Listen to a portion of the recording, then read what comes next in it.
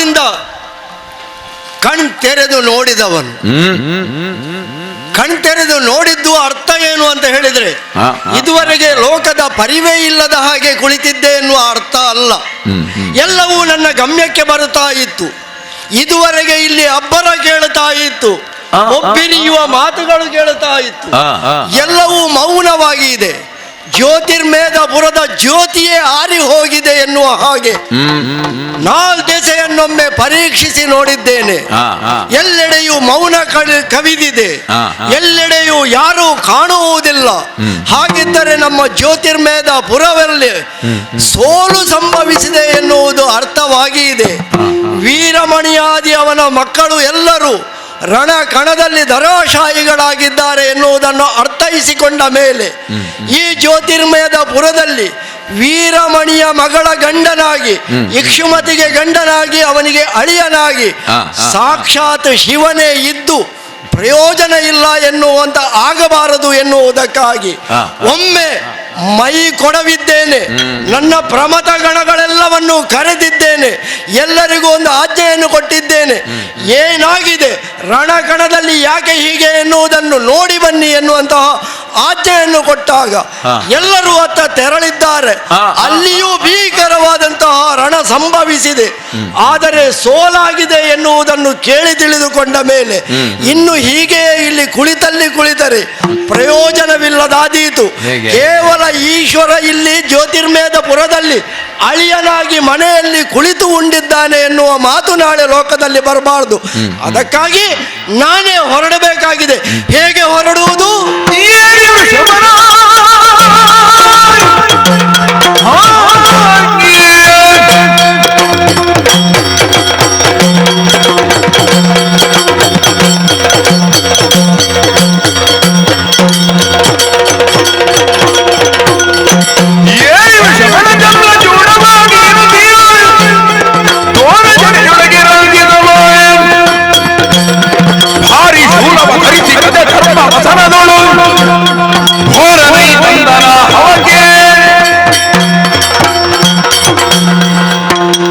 ಕುಳಿತಲ್ಲಿದ್ದ ಹೊರಡಬೇಕಿದ್ದರೆ ಒಂದಷ್ಟು ತಯಾರಿ ಅಗತ್ಯ.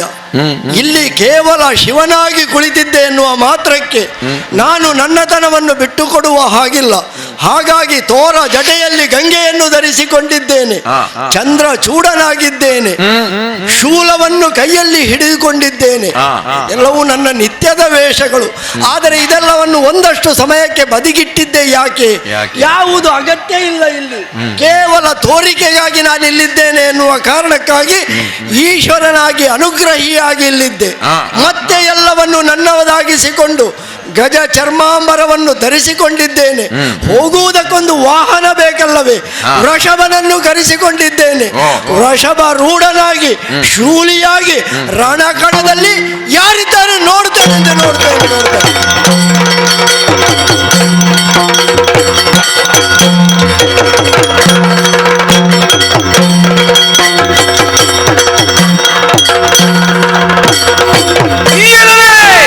ಶತ್ರುಘ್ನ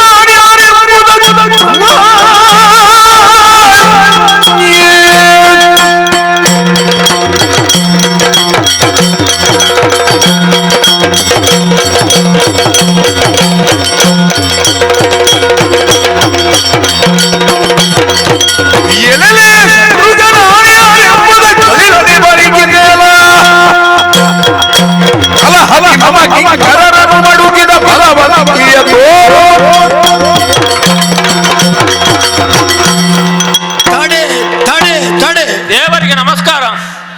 ನಮಸ್ಕಾರವನ್ನು ಸ್ವೀಕರಿಸಿಕೊಂಡಿದ್ದೇನೆ. ನನ್ನ ಪುಣ್ಯ.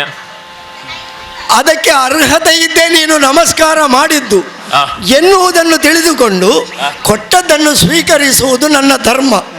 ಅದು ನಿನಗೆ ಪುಣ್ಯವಾದರೆ ಪುಣ್ಯ ಫಲವಾಗಲಿ. ಆದರೆ ನೀನು ಮಾಡಿದ್ದೇನು ಇಲ್ಲಿ? ಏನು? ಶತ್ರುವಾಗಿ ರಣಕಣಕ್ಕೆ ಬಂದಿದ್ದೀಯ. ಶತ್ರುಹರ ಎನ್ನುವಂತಹ ಹೆಸರನ್ನು ಹೊತ್ತಿಕೊಂಡಿದ್ದೀಯ. ಆದರೆ ನೀನು ಶತ್ರುಹರನಾಗಿ ಈ ರೀತಿಯಾಗಿ ಜ್ಯೋತಿರ್ಮೇಧಪುರದಲ್ಲಿ ಎದುರಾಗಿ ನಿಲ್ಲಬೇಕಿದ್ರೆ ಇಲ್ಲಿ ಯಾರಿದ್ದಾರೆ ಎನ್ನುವುದನ್ನೊಮ್ಮೆ ನೋಡಬೇಕಿತ್ತು.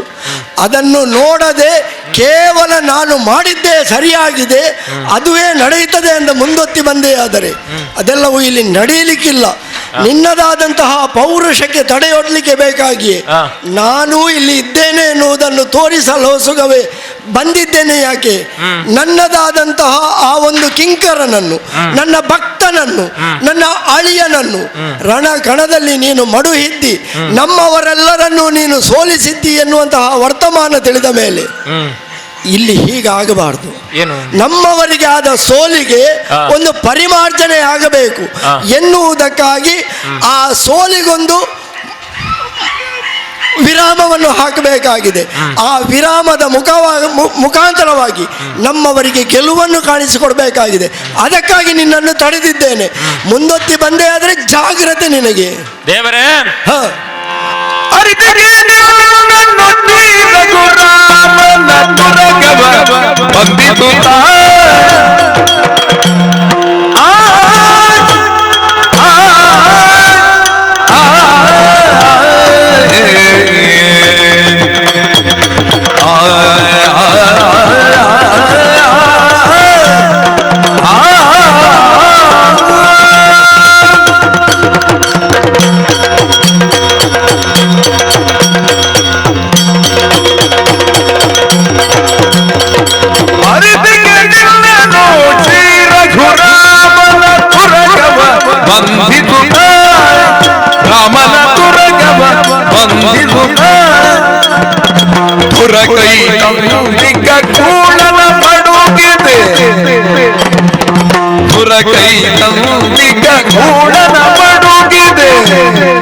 ಹರನಿನ ಗಂಜುವಿದೆ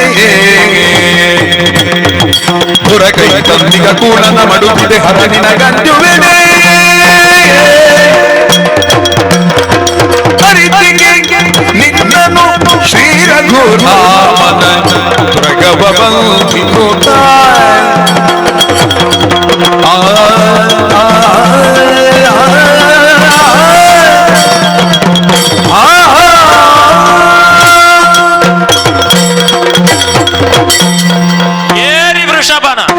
ವೃಷಭವನ್ನು ಏರಿ ನನ್ನ ಮುಂದೆ ಎಲ್ಲೆಲ್ಲ ಶತ್ರುವ ನಾನ್ಯಾರೆಂಬುದ ಗಳಿಲನೆ ಪರೀಕ್ಷಿಸು. ದೇವರೇ, ನಿನ್ನನ್ನು ನೋಡುವುದಕ್ಕೆ ಬೇರೆ ಕಣ್ಣು ಬೇಕು. ಕಾಣುವುದಿಲ್ವೇ? ಜಟಾಜೂಟಧಾರಿಯಾಗಿ ಕೈಯಲ್ಲಿ ಶೂಳವನ್ನು ಹಿಡಿದು ಪ್ರಪಂಚವನ್ನೇ ಮುರಿದು ಮುಕ್ಕಬಲ್ಲಂತ ಮುಕ್ಕಣ್ಣನಾಗಿ ನನ್ನ ಮುಂದೆ ಮಾರ್ಮಲೆತು ನಿಂತಿದ್ದಿ. ತತ್ಪುರುಷ, ವಾಮದೇವ, ಈಶಾನ, ಅಘೋರ ಮೊದಲಾದಂತಹ ಪಂಚಮುಖಗಳಿಂದ ಪ್ರಪಂಚಕ್ಕೆ ಪ್ರಕಾಶಮಾನವಾದಂತಹ ಪ್ರಭೆ ನಿನ್ನದು. ದೇವರೇ, ಮಾರ್ಮಲೆತು ನಿಂತದ್ದಕ್ಕೆ ಕಾರಣ ನೀನೇ ಅಲ್ವೇ? ಅಘೋರ ಮುಖನಾದರೂ ನೀನು ಘೋರನಲ್ಲ ಪ್ರಪಂಚಕ್ಕೆ. ನಿನ್ನನ್ನು ಕಂಡುಕೊಂಡಂತಹ ತತ್ವ ಅದು, ನಿನ್ನ ಬಗ್ಗೆ ತಿಳಿದುಕೊಂಡಂತಹ ಶ್ರದ್ಧೆ ಅದು.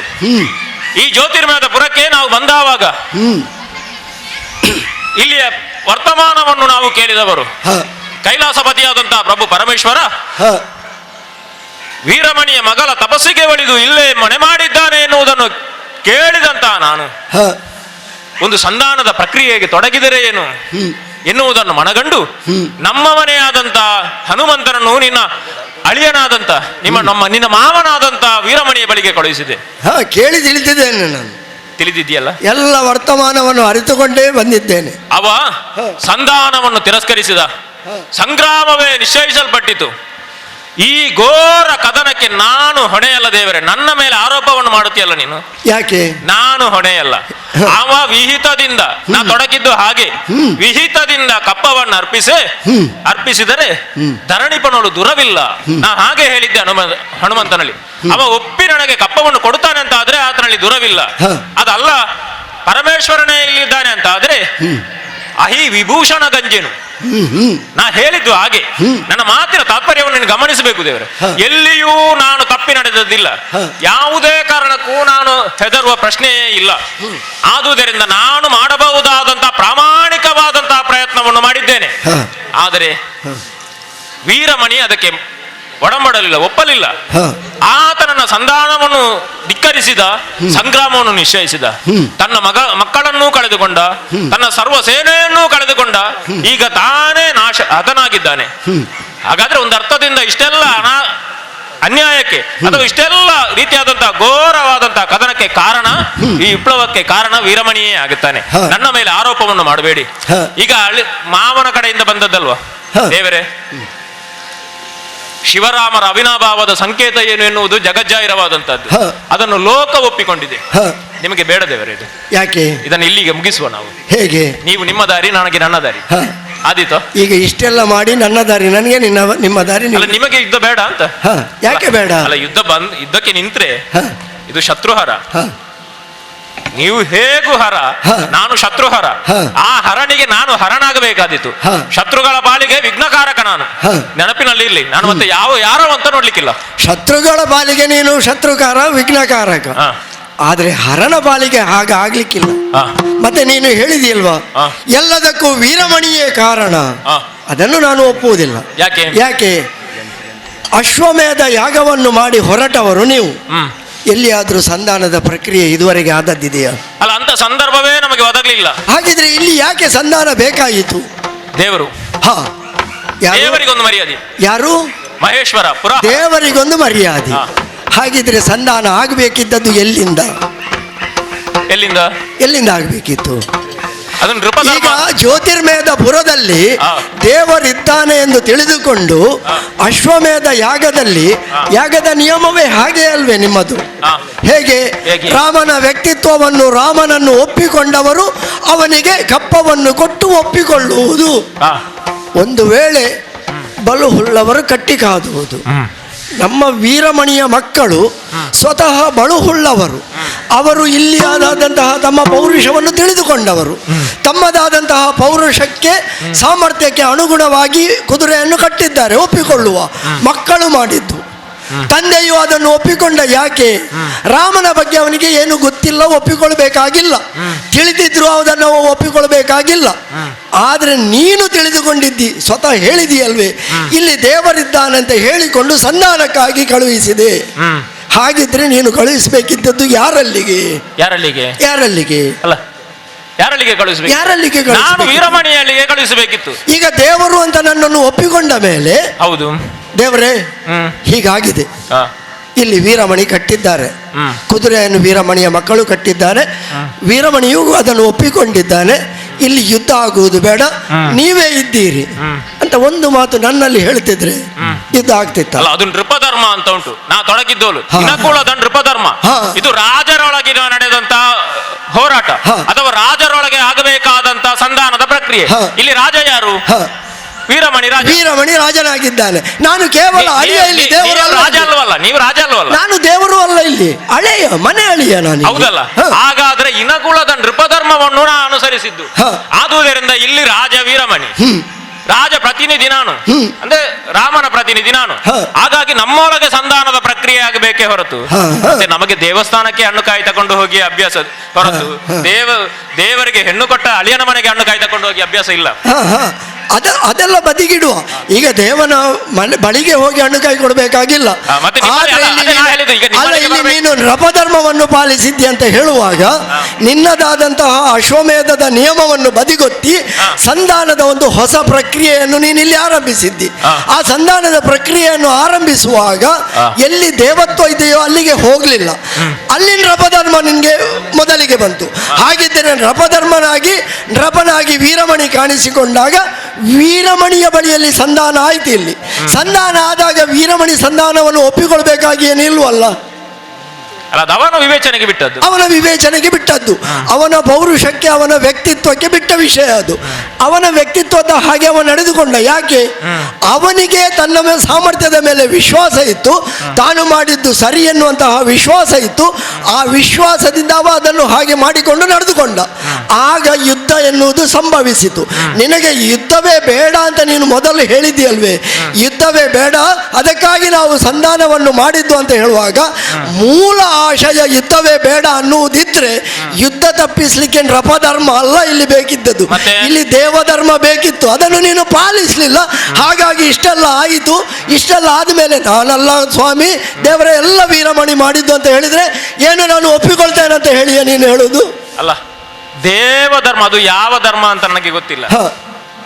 ದೇವಧರ್ಮವನ್ನು ನಾನು ಅನುಸರಿಸಬೇಕು, ನಾನು ನೃಪಧರ್ಮವನ್ನೇ ಅನುಸರಿಸಿದ್ದೆ ಹೊರತು ದೇವಧರ್ಮವನ್ನು ಅನುಸರಿಸಬೇಕು ಎನ್ನುವಂತ ನಿಯಮವೇ ಇಲ್ಲ. ಹಾಗೆ ಮಾಡಕೂಡದು. ಈಗ ನಾವು ಒಂದು ಅಶ್ವಮೇಧದಲ್ಲಿ ಸಂಧಾನವೇ ಮಾಡಕೂಡದು. ನೀವು ಹೆಚ್ಚು ಬೇಡ. ನಮ್ಮಣ್ಣ ರಾಮಚಂದ್ರ ಲಂಕೆಗೆ ಹೋದವಾಗ ಈಗ ನಿಮ್ಮದೇ ಭಕ್ತ ರಾವಣ ಸಂಧಾನದ ಪ್ರಕ್ರಿಯೆಗೆ ತೊಡಗಿದ. ನಮ್ಮ ಭಕ್ತ ಅಲ್ಲ ರಾವಣ. ಮತ್ತೆ ಯಾರದ್ದು? ರಾವಣ ಪರಮೇಶ್ವರನ ಭಕ್ತ ಅಲ್ವಾ? ಯಾರ್ದು ಆಗಿರ್ಲಿ, ಹೌದಾ? ನಮ್ಮ ಭಕ್ತ ಅಲ್ಲ, ನಮ್ಮ ದೇವರ ಭಕ್ತ. ನಮ್ಮ ದೇವರಿಗೆ ಅದೆಷ್ಟು ಮಂದಿ ಭಕ್ತರಿದ್ದಾರೆ, ಅವರನ್ನೆಲ್ಲ ನಾನು ಒಪ್ಪಿಕೊಳ್ಬೇಕಂತ ಇಲ್ಲಲ್ಲ. ಮತ್ತೆ ಸಾಮಗಾನವನ್ನು ಮಾಡಿ ಅವನಿಗೆ ಬೇಕಾದದ್ದನ್ನು ವರವನ್ನೆಲ್ಲ ದಯಪಾಲಿಸಿ ನಮ್ಮ ದೇವರನ್ನು ಚಂದ್ರಾಯುಧವನ್ನೆಲ್ಲ ಕೊಟ್ಟಿದ್ದೀರಿ ಅಂತ ಅದು ಭಕ್ತನಾಗಿ ಕೊಟ್ಟದಲ್ವ? ಅದು ದೇವರು ಕೊಟ್ಟದ್ದು. ಆತ್ಮಲಿಂಗವನ್ನೇ ಕರುಣಿಸಿದ್ದೀರಿ ಅಂತ ಮತ್ತೆ ದೇವರು ಕೊಟ್ಟದ್ದು. ದೇವರು ಭಕ್ತರಿಗೆ ಏನು ಬೇಕಿದ್ರು ಕೊಡ್ಲಿ, ಆದ್ರೆ ದೇವರು ಕೊಟ್ಟ ಕೂಡಲೇ ನಾನು ರಾವಣನನ್ನು ಒಪ್ಪಿಕೊಳ್ತೇನೆ ಅಂತ ಅಲ್ವಲ್ಲ? ಯಾವುದು? ನಾನು ರಾವಣನನ್ನು ಯಾಕೆ ಒಪ್ಪಿಕೊಳ್ತೇನೆ? ನಮ್ಮ ದೇವರು ಒಪ್ಪಿಕೊಂಡಿದ್ದಾರೆ, ಬೇರೆ ವಿಷಯ. ಅವರಿಗೆ ಅವನಲ್ಲಿ ಏನೋ ಸರಿ ಅಂತ ಇರಬಹುದು, ಅದನ್ನು ಒಪ್ಪಿಕೊಂಡಿದ್ದಾರೆ. ಈಗ ನೀವು ದೇವರಾಗಿ ಮಾತಾಡುವುದಾ ಏನಾಗಿ ಮಾತಾಡುವುದು? ಅಲ್ಲ, ಈಗ ಏನಾಗಿ ಮಾತಾಡುವುದು? ಈಗ ದೇವರಾಗಿ ಮಾತಾಡುವುದು ಆ ಕಾಲಕ್ಕೆ ಹಾಗೆ ಒಪ್ಪಿಕೊಂಡು ಕೊಟ್ಟದ್ದು. ಈಗ ದೇವರಿಗೂ ಕಾಲಧರ್ಮ ಅಂತ ಉಂಟಾ? ನಾನಿಲ್ಲಿ ಈಗ ಅಳಿಯ ಅಲ್ವಾ? ಯಾವುದು? ಇಲ್ಲಿ ಯಾರಿಗೆ ಇಲ್ಲಿ ದೇವರಾಗಿ ಇಲ್ಲ. ಹಾಗಾದ್ರೆ ನಾನು ದೈವ ಧರ್ಮವನ್ನು ಪಾಲಿಸಬೇಕು ಅಂತ ನೀವು ಹೇಳಿದ್ದಕ್ಕೆ ಏನು ಆಧಾರ ಉಂಟು? ನೀವು ಹೇಳಿದ್ದಲ್ವ ನಾನು ದೇವ ಧರ್ಮವನ್ನು ಪಾಲಿಸಬೇಕು ಅಂತ, ನೀನು ದೇವನಾಗಿ ಅಲ್ಲ ಅಂತ ಆದ್ರೆ ಆ ಮಾತಿಗೆ ಏನು ಆಧಾರ ಉಂಟು? ಅಲ್ಲ, ಆರಂಭದಲ್ಲಿ ಹೇಳಿದ್ದೇನು, ಇಲ್ಲಿ ಈಶ್ವರ ದೇವರು ಇದ್ದಾನೆ, ದೇವರು ಇದ್ದಾನೆ. ದೇವರು ಅಲ್ಲ ಅಂತ ಹೇಳ್ತೀರಲ್ಲ? ನೀನು ಹೇಳಿದ್ದಕ್ಕೆ ಹೇಳುದು. ನೀನು ನೃಪಧರ್ಮವನ್ನಲ್ಲಿ ಮುಖ್ಯವಾಗಿಸಿಕೊಂಡೆ. ಒಂದು ವೇಳೆ ದೇವರೇ ಇಲ್ಲಿ ಇದ್ದಾನೆ ಅಂತ ನೀನು ಭಾವಿಸಿ ದೇವರನ್ನೇ ವಿಶ್ವಾಸಕ್ಕೆ ತೆಗೆದುಕೊಳ್ಳುವ ಪ್ರಯತ್ನ ಮಾಡ್ತಿದ್ರೆ ಯಾರ ಬಳಿಗೆ ಬರಬೇಕಿತ್ತು? ಅಲ್ಲ, ಅದು ನೃಪಧರ್ಮ ಅಂತ ಉಂಟು, ನಾನು ಅದನ್ನು ಒಪ್ಪಿಕೊಳ್ತೇನೆ. ಹಿಂದೆ ಸರಿಯುವ ಪ್ರಶ್ನೆ ಇಲ್ಲ. ಏನೇ ಮಾಡಿದ್ರು ನೃಪಧರ್ಮದಿಂದ ನಾ ಹಿಂದೆ ಸರಿಯುವ ಪ್ರಶ್ನೆ ಇಲ್ಲ. ದೈವ ಧರ್ಮ, ನೀವು ದೈವ ಅಲ್ಲ ಅಂತ ಒಮ್ಮೆ ಹೇಳ್ತೀರಿ, ನಾನು ದೇವರು ಅಂತ ಹೇಳ್ತೀರಿ. ನಿಮ್ಮ ಮಾತಿನಲ್ಲಿ ಸ್ಪಷ್ಟತೆ ಇಲ್ಲ ದೇವರೇ. ಮತ್ತೆ ಅದು ನಿಮ್ಮ ಮಾತಿನಲ್ಲೂ ಇಲ್ಲ. ನೀನು ರಾಮನನ್ನು ದೇವರು ಅಂತ ರಾವಣನಂತ ದುಷ್ಟನಿಗೆ ಆತ್ಮಲಿಂಗವನ್ನೇ ಕರುಣಿಸಿ ಅವನಿಗೆ ಬೇಕಾದಂತ ಚಂದ್ರಾಯುಧವನ್ನೇ ಕೊಟ್ಟದ್ದು ದೇವರು ಕೊಟ್ಟದ್ದು, ನಾನು ಕೊಟ್ಟದಲ್ಲ ಅಂತ ಹೇಳಿದ್ರೆ ಅದಕ್ಕೆ ಆ ಕಾಲಕ್ಕೆ ಅಲ್ಲಿ ದೇವರಾಗಿ ನಾನು, ಹಾಗಾದ್ರೆ ಈ ಕಾಲಕ್ಕೆ ಎಂತದ್ದು? ಇಲ್ಲಿ ಅಳಿಯನಾಗಿ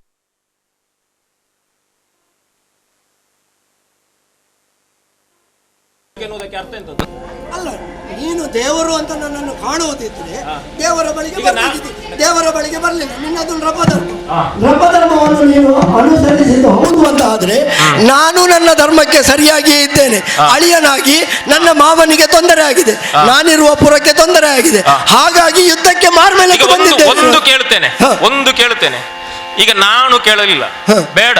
ನಿಮ್ಮ ಹೀಗೆ ಬಂದಿದೆ ರಾಮನ ಸೇನೆ, ಏನು ಮಾಡುವುದು ದೇವರೇ ಅಂತ ವೀರಮಣಿ ಬಂದು ನಿಮ್ಮಲ್ಲಿ ಕೇಳಿದ್ದಾನೆ. ಅವರು ಬಂದಿದ್ದಾರೆ, ಕಪ್ಪ ಬೇಕಂತೆ ಅವರಿಗೆ, ನಾವು ಕಪ್ಪ ಕೊಡಬೇಕು ಬಿಡುವುದು ಅಲ್ಲ ಯುದ್ಧ ಮಾಡುವುದು ಅಂತ ಅವ ಬಂದು ಕೇಳಿದ್ದಾನೆ ನಿಮ್ಮಲ್ಲಿ. ಅಲ್ಲ, ಈಗ ವೀರಮಣಿ ಕೇಳಬೇಕಾದ ಅಗತ್ಯವೇ ಇಲ್ಲ. ನೀನೇ ಹೇಳಿದೆಯಲ್ವ, ಇಲ್ಲಿ ಅವನ ನೃಪಧರ್ಮ ಅಂತ ಹೇಳುವಾಗ ಅವ ರಾಜನಾಗಿ ಇಲ್ಲಿದ್ದಾನೆ, ಅವನ ಮೇಲೆ ಅವನಿಗೆ ವಿಶ್ವಾಸ ಇತ್ತು. ಅವನ ವಿಶ್ವಾಸ ಹೇಗೆ? ದೇವರು ನಮ್ಮನ್ನು ಬಿಡುವುದಿಲ್ಲ, ದೇವರು ನಮ್ಮ ಊರಿನಲ್ಲೇ ಇದ್ದಾನೆ, ಅಳಿಯನಾಗಿ ಇದ್ದಾನೆ ಅಂತ ಹೇಳುವಾಗ ಅವನಿಗೊಂದು ಅತಿಶಯವಾದ ವಿಶ್ವಾಸ ಇರುವುದರಲ್ಲಿ ತಪ್ಪಿಲ್ಲ. ದೇವರಾಗಿ ಇರುವಂತಹ ಈ ನಮ್ಮ ಜ್ಯೋತಿರ್ಮಯದ ಪುರದಲ್ಲಿ ಅವ ಇದುವರೆಗೆ ಸೋಲನ್ನು ಕಂಡವನಲ್ಲ. ಹಾಗಿರುವಾಗ ಅಂತಹ ವಿಶ್ವಾಸದಲ್ಲಿ ಅವನದ್ದಾದಂತಹ ವ್ಯಕ್ತಿತ್ವವನ್ನು ಅವ ಪ್ರದರ್ಶಿಸಿದ್ದಾನೆ.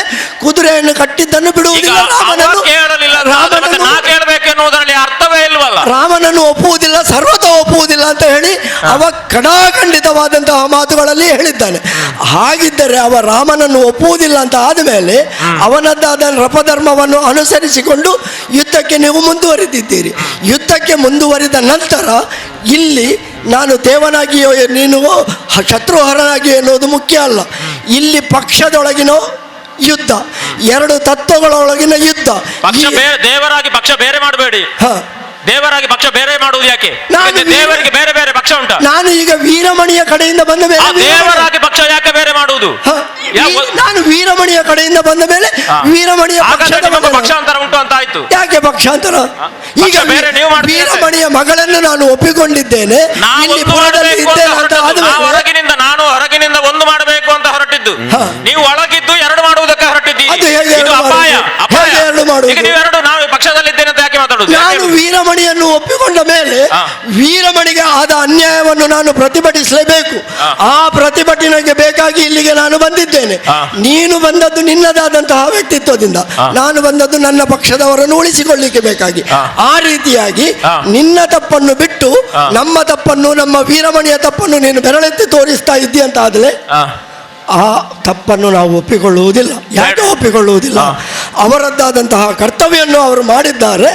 ಈಗ ನನ್ನ ಕರ್ತವ್ಯವನ್ನು ನಾನು ಮಾಡ್ತೇನೆ. ಆದೀತು. ಹ. ಅವರವರು ಅವರವರ ಕರ್ತವ್ಯದಲ್ಲಿ ತೊಡಗೋಣ. ಹ. ಲೋಕಕ್ಕೆ ಹ.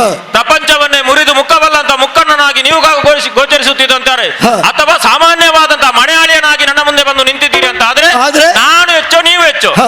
ಶತ್ರು ಹರ ಹೆಚ್ಚು, ಹ. ಅಲ್ಲ ಲೋಕಕ್ಕೆ ಹರ ಹೆಚ್ಚು. ಬರೇ ಹರ ಹೆಚ್ಚು, ಶತ್ರು ಹರ ಹೆಚ್ಚು. ನೋಡೋಣ. ನಿನ್ನಲ್ಲಿ ಒಂದು ಶತ್ರು ಅಂತ ಹೆಚ್ಚಿದೆ, ನೋಡೋಣ.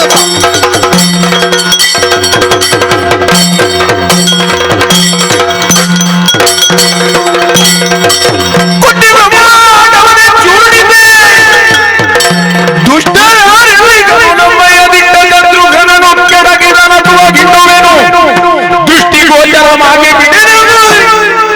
ಹಾಸದಲ್ಲಿರುತ್ತಿದೆಯರು ದುಷ್ಟ ಕೋಡಗ ನೀವು ನಿಲ್ಲೇನು ತಂಗಿದೀರಾಗ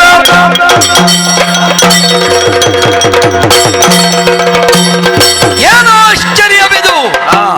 ನಮ್ಮ ಶತ್ರುಘ್ನ ದೇವ ವೀರಮಣಿಯನ್ನು ಧರೆಗೆ ಕಡೆಹಿದ ವೇಳೆ ನಡೆದ ಕಣ ಸಂಗ್ರಾಮ ಇಷ್ಟು ಉದ್ದ ಹೋಗುತ್ತದೆ ಅಂತ ನಾನು ಭಾವಿಸಿರ್ಲಿಲ್ಲ. ಆದರೂ ಯುದ್ಧ ಉದ್ದ ಹೋದರೂ ಪರಿಣಾಮದಲ್ಲಿ ಸಿದ್ಧಗೊಂಡದ್ದು ಏನು ಎನ್ನುವುದು ಮುಖ್ಯ. ಹಾಗಾದ ಕಾರಣವೇ ಇಂದು ಸಟೆದು ನಿಂತಿದ್ದೇನೆ. ಕುಟ್ಟಿ ಚೂರ್ಣಿಬ್ಬೆ ಬ್ರಹ್ಮಾಂಡವನೇ, 6 ಎಮ್ಮಯ ಶತ್ರುಹ ಪುಷ್ಕಳಾದ್ಯರ ಕೆಳಗಿದ ಶೂರ ಹುಡುಕಬೇಕು. ಸಾಗುತ್ತೇನೆ, ಮುಂದೆ ಸಾಗುತ್ತೇನೆ.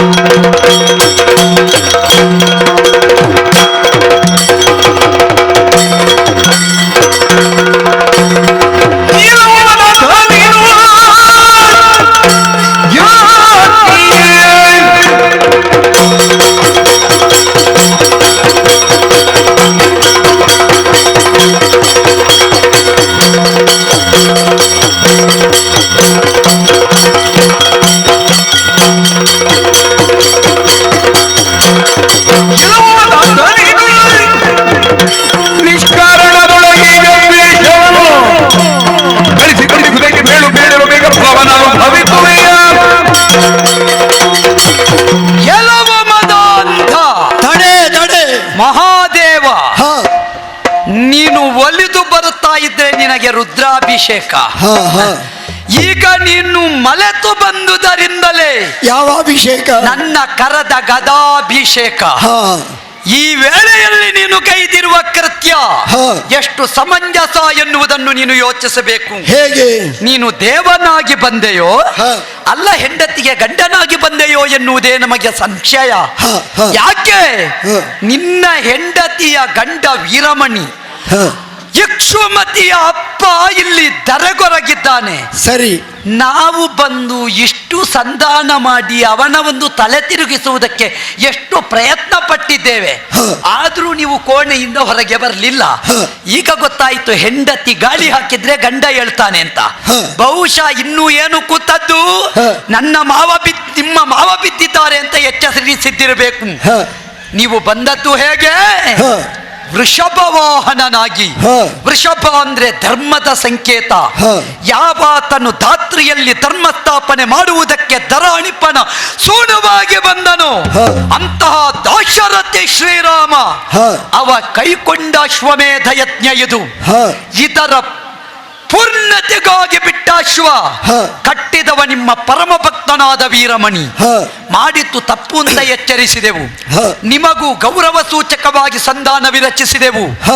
ಎರಡನ್ನೂ ಉಪೇಕ್ಷಿಸಿದುದರ ಪರಿಣಾಮವಾಗಿ ನಡೆದದ್ದು ಸಂಗ್ರಾಮ. ಅದರ ಫಲವೇ ವೀರಮಣಿಯ ಅಂತ್ಯ. ಹಾಗೆಂದು ಇದಕ್ಕೆ ಸುಖಾಂತ್ಯ ಒದಗಿಸುವುದರ ಬದಲಾಗಿ ಅಂತ್ಯಕಾರಕನಾದ ಅಂತಕಾಂತಕನಂತೆ ಮಾರ್ಮಲೆತು ಹ. ಎಂದು ಬಂದೆಯಲ್ಲ ಶಿವನೇ. ಹ. ಸುಖಪ್ರದನಾದ ನೀನು ಹ. ಇವತ್ತು ನಮಗೆ ದುಃಖಪ್ರದವಾದ ಸ್ಥಿತಿಯನ್ನು ನಿರ್ಮಾಣ ಮಾಡಿದೆ. ಹ. ಹಾಗಾದ ಕಾರಣ ಹೇಳ್ತಾ ಇದ್ದೇನೆ, ಹ. ಈಶ್ವರ ಅಂತ ನೋಡ್ಲಿಕ್ಕಿಲ್ಲ. ಹ, ಹ. ಬಂಡೆಯೊಡೆದು ವಜ್ರ ತೆಗೆಯುವ ಜಾತಿ ನಾವು. ಹ. ಶಿವನೆನ್ನುವ ಕಾಂಬ ಬಂಡೆಯೊಳಗೆ ಹ. ಒಳಗಿದ್ದ ಸತ್ವ ಕಾಣುವ ವಾಂಛ ಉಂಟು. ಹ. ಯಾಕೆ ಹೀಗೆ ಮಾಡಿದೆ ನಿಷ್ಕಾರಣದಲ್ಲಿ ಹೇಳು. ಈಗ ನಿನಗೆ ಇದಕ್ಕೆಲ್ಲ ಉತ್ತರ ಬೇಕು. ಹ.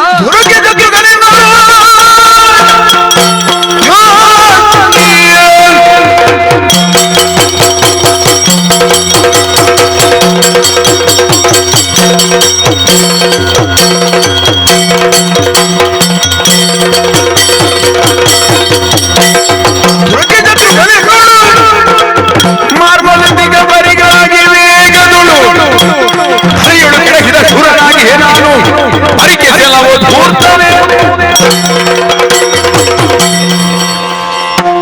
ಮೊದಲಾಗಿ ಬಂದು ಹೇಳಿದವ ಮನೆ ಅಳಿಯನಾಗಿ ಬಂದಿದ್ದೀಯ ಅಥವಾ ದೇವರಾಗಿ ಬಂದಿದ್ದೀಯ? ನಿಜ. ಹ, ನಿನ್ನ ಪ್ರಶ್ನೆ ಸಮಂಜಸವಾದುದೇ. ಆ. ಯಾಕೆ? ಆ. ಈ ರಣಕಣದಲ್ಲಿ ನಾವೀರುವರು ಹೀಗೆ ಸಂಗಮಿಸಬೇಕು ಆ. ಎನ್ನುವುದು ಮೊದಲೇ ನಿರ್ಣಯವಾಗಿತ್ತೋ ಏನು? ಆ. ಹೊಸ ಕಳೆಯೇ ಇಲ್ಲಿ ಬಂದಿದೆ. ಆ. ಹೊಸ ಆಡಂಬರದ ಶಬ್ದಗಳೆಲ್ಲವೂ ಕೇಳ್ತಾ ಇದೆ. ನಿಜ. ಹಾಗಾಗಿ ಒಮ್ಮೆ ಮೌನವಾಗಿದ್ದಂತಹ ರಣಾಂಗಣ ಆ. ಮತ್ತೆ ಸೆಟೆದು ನಿಂತಿದೆ. ಇಲ್ಲಿ ನಿನ್ನದಾದಂತಹ ಅಬ್ಬರದ ಮಾತುಗಳು, ಆ. ನಿನ್ನದಾದಂತಹ ಪೌರುಷದ ಮಾತುಗಳು ಎಲ್ಲವನ್ನೂ ಕೇಳಿದ್ದೇನೆ. ಆ. ನೀನು ಸಂಧಾನಕ್ಕಾಗಿ ಬಂದದ್ದನ್ನು ತಿಳಿದಿದ್ದೇನೆ. ಆ. ಅದನ್ನೇ ಪ್ರಶ್ನಿಸಲಿರುವುದಿಲ್ಲ. ಆ. ನಿನ್ನದಾದಂತಹ ವೀರಮಣಿ, ಆ. ನೀನೇ ಹೇಳಿದೆ, ಆ. ಅವನದ್ದಾದಂತಹ ಮಾತುಗಳು, ಆ. ಅವನನ್ನು ತಿರುಗಿಸಲು ಅದೆಷ್ಟೋ ಪ್ರಯತ್ನವನ್ನು ನೀನು ಪಟ್ಟೆ. ನಿಜ. ನೀನು ಪಟ್ಟೆ. ಆ. ಆ ನಂತರ ನಿನ್ನದಾದಂತಹ ಶತ್ರುಹರನು ಹೇಳಿಕೆ ಮೊದಲು ಮಾಡಿದ. ರಾಮನದ್ದಾದಂತಹ ವ್ಯಕ್ತಿತ್ವವನ್ನು ಬಂಧಿಸುವುದರಲ್ಲಿ ಆ. ನಿಮ್ಮನ್ನು ಬಿಟ್ಟರೆ ಬೇರೆ ಯಾರೂ ಇಲ್ಲ ಬಿಡು. ಅದಕ್ಕೆ ನಿಮಗೆ ಮತ್ತೆ ಬೇರೆ ಶಬ್ದಗಳೇ ಬೇಕಿಲ್ಲ. ರಾಮನನ್ನು ವರ್ಣಿಸುವುದಕ್ಕೆ ನೀವು ಆರಂಭ ಮಾಡಿದ್ರೆ ಆ. ಅದನ್ನು ಕೇಳುವವರೆಲ್ಲರೂ ಆ. ಮೈ ನಿಮಿರೇಳಿಸುವಂತೆ ರೋಮಾಂಚನವಾಗುವಂತೆ ಹೇಳುವುದರಲ್ಲಿ ನೀವು ನಿಸ್ಸೀಮರು. ಮಾತಾರಾಮೋ ಮತ್ಪಿತಾ ರಾಮಚಂದ್ರ ಮತ್ಸಕ ರಾಮಚಂದ್ರ. ಸರ್ವವೂ ರಾಮ. ಹ. ರೋಮ ರೋಮದ ಕೂಪ ಕೂಪಗಳಲ್ಲಿ ಅನುರಣಿತಗೊಳ್ಳುವುದು ರಾಮ ಮಂತ್ರ. ರಾಮ ರಾಮ ಎನ್ನುವಂತಹ ನಿಮ್ಮ ಮಂತ್ರದಿಂದ, ಆ. ನಿಮ್ಮ ಮಾತಿನಿಂದ ಆ. ನೀವು ಎಲ್ಲರನ್ನು ತಿರುಗಿಸಬಹುದು, ಆ. ಎಲ್ಲರನ್ನು ನಿಮ್ಮವರನ್ನಾಗಿಸಿಕೊಳ್ಳಬಹುದು. ಆ. ಆದರೆ ಆ. ನಿಮ್ಮಂತಹ 10 ಮಂದಿ ಬಂದರೂ ಆ. ನಮ್ಮ ವೀರಮಣಿ ತಿರುಗುವುದಿಲ್ಲ ಎನ್ನುವುದನ್ನು ನೀನು ಅರ್ಥೈಸಿಕೊಂಡಿದ್ದೀಯ. ನಿನ್ನದಾದಂತಹ ನಿನ್ನ ಪಕ್ಷದಲ್ಲಿ ಈಗ ಬಿದ್ದಂತಹ ಶತ್ರುಹರನ್ನು ತಿಳಿದಿದ್ದಾನೆ. ಹಾಗಿದ್ದರೆ ವೀರಮಣಿ ಏನು ಎನ್ನುವುದನ್ನು ತಿಳಿದಾದ ಮೇಲೂ ಈ ರೀತಿಯ ಸಂಧಾನಕ್ಕೆ ಪ್ರಯೋಜನ ಇಲ್ಲ ಎನ್ನುವುದನ್ನು ನೀವು ಆರಂಭದಲ್ಲೇ ತಿಳಿದುಕೊಳ್ಬೇಕಿತ್ತು. ಯಾವುದನ್ನಾದರೂ ನಂಬಬಹುದು, ಈ ಶಿವಸೇನೆಯನ್ನು ನಂಬಲಿಕ್ಕೆ ಸಾಧ್ಯ ಇಲ್ಲ. ಅದು ಯಾವಾಗ ಹೇಗೂ ತಿರುಗುತ್ತದೆ. ಹ. ಅದಕ್ಕೆ ಬೇಕಾದದ್ದು ಇದು ಮಾತ್ರ. ಈಗ ನೀವೆಲ್ಲ ರಾಮ ಸೇನೆಯಿಂದ ಬಂದವ. ಆ. ರಾಮ ರಾಮ ಅಂತ ಹೇಳುವುದನ್ನು ಬಿಟ್ಟರೆ ನಿಮಗೆ ಏನೂ ಇಲ್ಲ. ಇಲ್ಲ. ಆದರೆ ನಾವು ಹಾಗಲ್ಲ. ಆ. ನಮ್ಮದಾದಂತಹ ಶಿವಸೇನೆ ಹೇಗೆ, ಆ. ಅದು ಸಂದರ್ಭಕ್ಕೆ ಸರಿಯಾಗಿಯೇ ನಾವು ವರ್ತಿಸುವುದು. ನಿಜ. ಎಲ್ಲಿ ಯಾವಾಗ ಹೇಗೆ ಯಾರಿಗೆ ಹೇಗೆ ನ್ಯಾಯ ದೊರಕಿಸಬೇಕು ಆಗ ನಾವು ಹೇಳ್ತೇವೆ. ಹಾಗಾಗಿ ನಮ್ಮದು ಶಿವಸೇನೆಗೊಂದು ವಿಶಿಷ್ಟವಾದಂತಹ ಸಾಮರ್ಥ್ಯ. ಹಾಗಾಗಿ ಆ. ನೀನು ಎಷ್ಟೇ ಕಾಯುತ್ತೇನೆ ಅಂತ ಹೇಳಿದ್ರು ಆ. ಆರಂಭದಲ್ಲೇ ನಿನ್ನಲ್ಲಿ ರಾಮ ಹೇಳಿದ್ದಾನಂತೆ, ಆ. ನಮ್ಮವರನ್ನೆಲ್ಲರೂ ಕಾಯಲು ನಿನ್ನನ್ನು ಕಳುಹಿಸುತ್ತೇನೆ. ನಿಜ. ಕಾವಲು ನಿನ್ನನ್ನು ಇಡುವುದಕ್ಕಾಗಿಯೇ ಕಳುಹಿಸಿದ್ದು. ಆ. ಹಾಗಾಗಿ ನೀನು ಕಾವಲ ಕಟ್ಟೆಯಾಗಿ ಬಂದವನು. ಆ. ಆದರೆ ಕಾವಲ ಕಟ್ಟೆಯಾಗಿ ನಿಮ್ಮವರನ್ನು ಕಾಯಲಿಕ್ಕೆ ಆಗಲಿಲ್ಲ ಎನ್ನುವುದನ್ನು ನೀನೀಗ ಅರ್ಥೈಸಿಕೊಂಡಿದ್ದಿ. ನಾನು ರಾಮಸೇನೆಯ ಕಾವಲ ಕಟ್ಟೆ. ಹ. ಆದರೆ ನಿಮ್ಮಲ್ಲಿ ಕಾವಳ ಎನ್ನುವುದಕ್ಕೆ ಕತ್ತಲು ಅಂತ ಅರ್ಥ. ಹ. ರಾಮ ತತ್ವ ಎನ್ನುವ ಕಾವಲು ನಿಮ್ಮಲ್ಲಿ ಅಡಕವಾಗಿದೆ. ಹ. ಕತ್ತಲೆ ಅಡಕವಾಗಿದೆ. ಆ ಕತ್ತಲೆಯ ಕಟ್ಟೆಯನ್ನೊಡೆದು ಅಲ್ಲಿ ಒಂದು ಹೊಸ ರಾಮ ತತ್ವದ ಜಯದ ಪ್ರಕಾಶವನ್ನು ತುಂಬುವುದಕ್ಕೆ ಬಂದದ್ದು ನಾನು. ಅದಕ್ಕೆ ಆ ಜಯ ಪ್ರಕಾಶ ತುಂಬಬೇಕು ಅಂತಿದ್ರೆ ಅದಕ್ಕೆ ಬೇಕಾದದ್ದು ವಿದ್ಯೆ ಎನ್ನುವ ತತ್ವ ಸತ್ವ. ಆದ್ದರಿಂದಲೇ ವಿದ್ಯಾಧರನಾಗಿ ಬಂದೆ. ಈಗ ಕತ್ತಲು ಎನ್ನುವಂತಹ ಕಾವಲಿಗೆ ಅರ್ಥ ಇದ್ದರೆ ಆ ಕತ್ತಲನ್ನು ನಾವು ಭೇದಿಸಿದ್ದೇವೆ. ಹೇಗೆ ಭೇದಿಸಿದ್ದೇವೆ? ನಮ್ಮದಾದಂತಹ ಜ್ಞಾನದ ಬೆಳಕು. ಇದು ಹೇಳಿ ಕೇಳಿ ಜ್ಯೋತಿರ್ಮೇಧ ಪುರ ಎನ್ನುವುದನ್ನು ನೀನು ಅರ್ಥೈಸಿಕೊಂಡಿದ್ದಿ.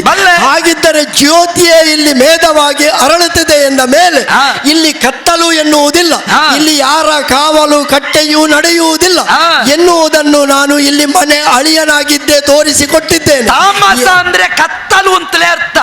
ಕತ್ತಲೆಯಲ್ಲಿ ಬೆಳಕು ಹುಡುಕಬೇಕು ಅಂತ. ಆದರೆ ಇಲ್ಲಿ ಶಿವನೇ ಇದ್ದಾಗ ಅಲ್ಲಿ ಕತ್ತಲು ಎನ್ನುವುದು ಇಲ್ಲ. ಶಿವನಿಗೆ ಕತ್ತಲು ಒಂದೇ ಬೆಳಕು ಒಂದೇ ಎನ್ನುವುದನ್ನು ನೀನು ತಿಳಿದಿದ್ದೀಯ. ಶಿವ ಅಂತ ಹೇಳಿದರೆ ಹೇಗೆ? ಅದು ಮಂಗಲವೂ ಹೌದು, ಬೆಳಕೂ ಹೌದು. ಶಿವಂ ಸುಂದರಂ ಹೇಳ್ತಾರೆ ಹಾಗೆ. ಹಾಗಿದ್ದರೆ ಸಾಕ್ಷಾತ್ ಶಿವನೇ ಇಲ್ಲಿದ್ದಾನೆ. ಅವ ಮನೆ ಅಳಿಯನಾಗಿದ್ದಾನೋ, ವೀರಮಣಿಯ ಮಗಳ ಗಂಡನಾಗಿದ್ದಾನೋ, ಅದೆಲ್ಲವೂ ಬೇರೆ ವಿಷಯ. ಇಲ್ಲೊಬ್ಬ ಇದ್ದಾನೆ ಅನ್ನುವುದನ್ನು ತಿಳಿದ ಮೇಲೂ ನೀವು ಇಷ್ಟೆಲ್ಲವೂ ಸೆಡೆದು ನಿಲ್ಲುತ್ತೀರಿ ಅಂದಾದ ಮೇಲೆ ನಿಮ್ಮ ಪ್ರಯತ್ನಕ್ಕೊಂದು ತಡೆ ಎನ್ನುವುದನ್ನು ನಾನು ತೋರಿಸಬೇಕಲ್ವೇ? ಹಾಗಾಗಿಯೇ ಹೇಳಿದ್ದು ಸಂಧಾನ ಎನ್ನುವಂತಹ ಪ್ರಯತ್ನ ಇಲ್ಲಿ ನಡೆಯಲಿಲ್ಲ. ಯಾಕೆ? ಶತ್ರುಹರನು ಅದನ್ನೇ ಹೇಳಿದ್ದು. ಅವನಿಗೆ ಶಿವ ಬಿಟ್ರೆ ಬೇರೆ ಇಲ್ಲ. ಶಿವ ಬಿಟ್ರೆ ಬೇರೆ ಇಲ್ಲ. ಯಾಕೆ? ಶಿವನೇ ಇಲ್ಲಿ ಸಾಕ್ಷಾತ್ ನೆಲೆಸಿದ್ದಾನೆ ಎನ್ನುವ ಕಾರಣಕ್ಕಾಗಿ ಶಿವ ಬಿಟ್ಟರೆ ಬೇರೆ ಇಲ್ಲ. ಇಲ್ಲಿ ರಾಮ ಎನ್ನುವವನು ಇಲ್ಲವಲ್ಲ, ಹಾಗಾಗಿ ಇಲ್ಲಿ ಶಿವ ಇದ್ದಾನೆ. ಶಿವ ಇದ್ದಾನೆ ಎನ್ನುವ ಕಾರಣಕ್ಕಾಗಿ ಶಿವ ಬಿಟ್ಟರೆ ಬೇರೆ ನಮ್ಮ ವೀರಮಣಿಗೆ ಇಲ್ಲ. ನಿಮಗೂ ಒಂದು ಸ್ವಾರ್ಥ ಉಂಟು. ಹೇಗೆ? ನಮ್ಮ ಕ್ಷೇತ್ರಕ್ಕೆ ಇನ್ನೊಬ್ಬರು ಬರಬಾರದು. ಅದು ಎಲ್ಲರಲ್ಲೂ ಇರುವ ಸ್ವಾರ್ಥವೇ. ಹೇಗೆ? ಯಾವ ರೀತಿಯದ್ದು ಅಂತ ಹೇಳಿದ್ರೆ, ನಮ್ಮ ಕ್ಷೇತ್ರವನ್ನು ಸುಭದ್ರವಾಗಿ ನಾವು ಇಟ್ಟುಕೊಂಡೇವೆ ಅಂತ ಆದ್ರೆ ಈ ಕ್ಷೇತ್ರವನ್ನು ಮತ್ತೆ ವಿಸ್ತರಿಸಲಿಕ್ಕೆ ಆಗುತ್ತದೆ. ಇಲ್ಲಿ ನಮ್ಮ ಕ್ಷೇತ್ರವನ್ನೇ ನಮ್ಮವರನ್ನೇ ಕಾಯ್ದುಕೊಳ್ಳಿಕ್ಕೆ ಆಗದಿದ್ರೆ ನಾವು ವಿಸ್ತರಿಸುವುದು ಹೇಗೆ? ಅಲ್ಲಿ ಸ್ವಾರ್ಥ ಅಂತಲ್ಲ, ಎಲ್ಲರಿಗೂ ಇರುವಂತಹ ಹಂಬಲ ಏನು? ಈಗ ರಾಮನಿಗೂ ಇರುವ ಹಂಬಲ ಏನು? ಅಶ್ವಮೇಧದ ಮೂಲಕವಾಗಿ ಅವನೊಬ್ಬ ಚಕ್ರವರ್ತಿ ಎನ್ನುವುದು ಸ್ಥಾಪಿತವಾಗಬೇಕು. ಪ್ರಜ್ಞೆ ಅದು. ಬ್ರಹ್ಮಹತ್ಯಾ ದೋಷವ ಇನ್ನೊಂದೋ ಎಲ್ಲವೋ ಅಲ್ಲಿ ಕ್ಷುಲ್ಲಕ. ಲೋಕಮುಖಕ್ಕೆ ಬ್ರಹ್ಮಹತ್ಯಾ ದೋಷದ ಪರಿಮಾರ್ಜನೆಗಾಗಿ ರಾಮ ಅಶ್ವಮೇಧ ಮಾಡುತ್ತಾನೆ. ಅದೊಂದು ಕಾರಣ. ಈ ಅಶ್ವಮೇಧದ ನಿಯಮದಲ್ಲಿ ಹೇಗೆ ಹೇಳುವುದು? ಹೇಳಬಹುದಿತ್ತು ಎಲ್ಲರಿಗೂ. ರಾಮ ಎನ್ನುವ ಲೋಕಕ್ಕೆ ದೊಡ್ಡವ, ಅವ ದೇವರಾಗಿ ಅವತಾರಿಯಾಗಿ ಲೋಕದಲ್ಲಿದ್ದಾನೆ. ಹಾಗಾಗಿ ನೀವೆಲ್ಲರೂ ರಾಮನನ್ನು ಒಪ್ಪಿಕೊಳ್ಳುವ ಮೂಲಕವಾಗಿ ರಾಮನಿಗೆ ಕಪ್ಪವನ್ನು ಕೊಟ್ಟು ನಮ್ಮ ರಾಮ ಪಕ್ಷವನ್ನು ಸೇರಿಕೊಳ್ಳಿ. ನಮಗೆ ಅದೇ ಬೇಸರ. ನಮ್ಮಲ್ಲಿ ಇದ್ದವರಿಗೆ ರಾಮ ಜಗತಿ ಸಮಸ್ತರೊಡೆಯ ಅಂತ ಗೊತ್ತಾಗುವುದಿಲ್ಲ. ಗೊತ್ತಾಗಬೇಕಿತ್ತು ಅಂತ. ಏನು ಮಾಡುವುದು? ಒಂದೋ ನೀವು ಹೇಳುವ ಮಾತಿನಲ್ಲಿ ಎಲ್ಲರಿಗೆ ತಲುಪುವ ಸಾಮರ್ಥ್ಯ ಇಲ್ಲ, ಅಥವಾ ಇದ್ದರೂ ಅವರಿಗೆ ಕೇಳಿಸಿಕೊಳ್ಳುವ ವ್ಯವಧಾನ ಇಲ್ಲ ಎನ್ನುವುದನ್ನು ನಾವು ಅರ್ಥ ಮಾಡಿಕೊಳ್ಬೇಕು. ಸರಿ, ನಾವು ಉಪದೇಶ ಎಷ್ಟು ಮಾಡಬಹುದು, ಆದ್ರೆ ಎದುರುತ್ತದೆ ಎಷ್ಟು ಅನ್ನುವುದು ಮುಖ್ಯ. ಎಷ್ಟು ಮಾತಾಡಿದ ಎನ್ನುವುದು ಮುಖ್ಯ ಅಲ್ಲ, ಎಷ್ಟನ್ನು ತಕ್ಕೊಂಡರು ಎನ್ನುವುದು ಮುಖ್ಯ. ಎಲ್ಲವನ್ನು ಕೇಳಿ ಆದ್ಮೇಲೆ ಒಬ್ಬ ಹೇಳ್ತಾನಂತೆ, ಒಬ್ಬರಾದ್ರೂ ಇಲ್ಲಿ ಕೂತು ಕೇಳಿದ್ರಲ್ಲ ಅಂತ ಹೇಳುವಾಗ ಧನ್ಯ ಆಯ್ತು ಅಂತ ಹೇಳಿ. ಆದ್ರೆ ಅವ ಹೇಳುವುದೇನು ಕೊನೆಗೆ? ನೀವು ಯಾವಾಗ ಹೋಗ್ತೀರಿ ಅಂತ ಕಾಯುವುದು, ನೀವು ಕೂತಂತಹ ಆಸನ ನನ್ನದು ಎನ್ನುವುದಕ್ಕಾಗಿ. ಹಾಗಿದ್ದರೆ ಅವನ ಗಮನ ಎಲ್ಲಿತ್ತು? ನಾವು ಕೂತ ಆಸನದ ಮೇಲೆ. ನಾವು ಹೇಳಿದ ಉಪನ್ಯಾಸ, ಉಪದೇಶ, ಪ್ರವಚನ ಯಾವುದು ಅವನಿಗೆ ಆಗಲಿಲ್ಲ. ಹಾಗಿದ್ರೆ ನಾವು ಹೇಳುವುದು ಯಾರಿಗೆ? ಜ್ಞಾನೇಶ್ವರನಾದ ನೀನೇ ಏನಾದ್ರೂ ಪರಿವರ್ತನೆ ಈ ಸಲ ಮಾಡಬೇಕು. ಆ ಪರಿವರ್ತನೆ ಆಗಬೇಕಿದ್ರೆ ಆರಂಭದಲ್ಲೇ ನೀವು ಸರಿಯಾದ ದಾರಿಯನ್ನು ಹುಡುಕಬೇಕು. ಆರಂಭದ ದಾರಿ ತಪ್ಪಿ ಹೋಗಿ ಇದೆ. ಇಲ್ಲಿ ಈಶ್ವರ ಇದ್ದಾನೆ ಅಂತ ತಿಳಿದು ಈಶ್ವರನ ಬಳಿಯಲ್ಲಿ ಇದಕ್ಕೊಂದು ಉಪಾಯ ಹುಡುಕುವುದು ಬಿಟ್ಟು ವೀರಮಣಿಯನ್ನು ತಿರುಗಿಸುವ ಪ್ರಯತ್ನ ಮಾಡಿದ್ದೀರಿ. ಬುದ್ಧಿವಂತಿಕೆಯ ಪ್ರಯತ್ನ ನಿಮ್ಮದು. ಈಶ್ವರ ಇದ್ದ ಹಾಗೆ ವೀರಮಣಿಯನ್ನು ನಮ್ಮ ಪಕ್ಷಕ್ಕೆ ಸೇರಿಸಿಕೊಳ್ಳುವ ಬುದ್ಧಿವಂತಿಕೆಯ ಪ್ರಯತ್ನ ನಡೆಯಲಿಲ್ಲ. ನೀವು ತಿಳಿದುಕೊಂಡದ್ದು. ಈಗ ನೀವು ಮಾಡಿದ್ದನ್ನು ನೀವು ಒಪ್ಪಿಕೊಳ್ಳುವುದಿಲ್ಲ. ನಾವು ಮಾಡಿದ್ದು ತಪ್ಪು ಅಂತ ನಮ್ಮ ಮೇಲೆ ಆಕ್ಷೇಪ ಅಲ್ವೇ? ಈಗ ಶತ್ರುಹರನನ್ನು ನೀವು ಮಡುಗಿದ್ದೀರಿ. ಇದರ ಪರಿಣಾಮ ಏನು ಗೊತ್ತಾ ನಿಮಗೆ? ಏನಾಗುತ್ತದೆ? ಸೀತಾವಲ್ಲಭಗೆ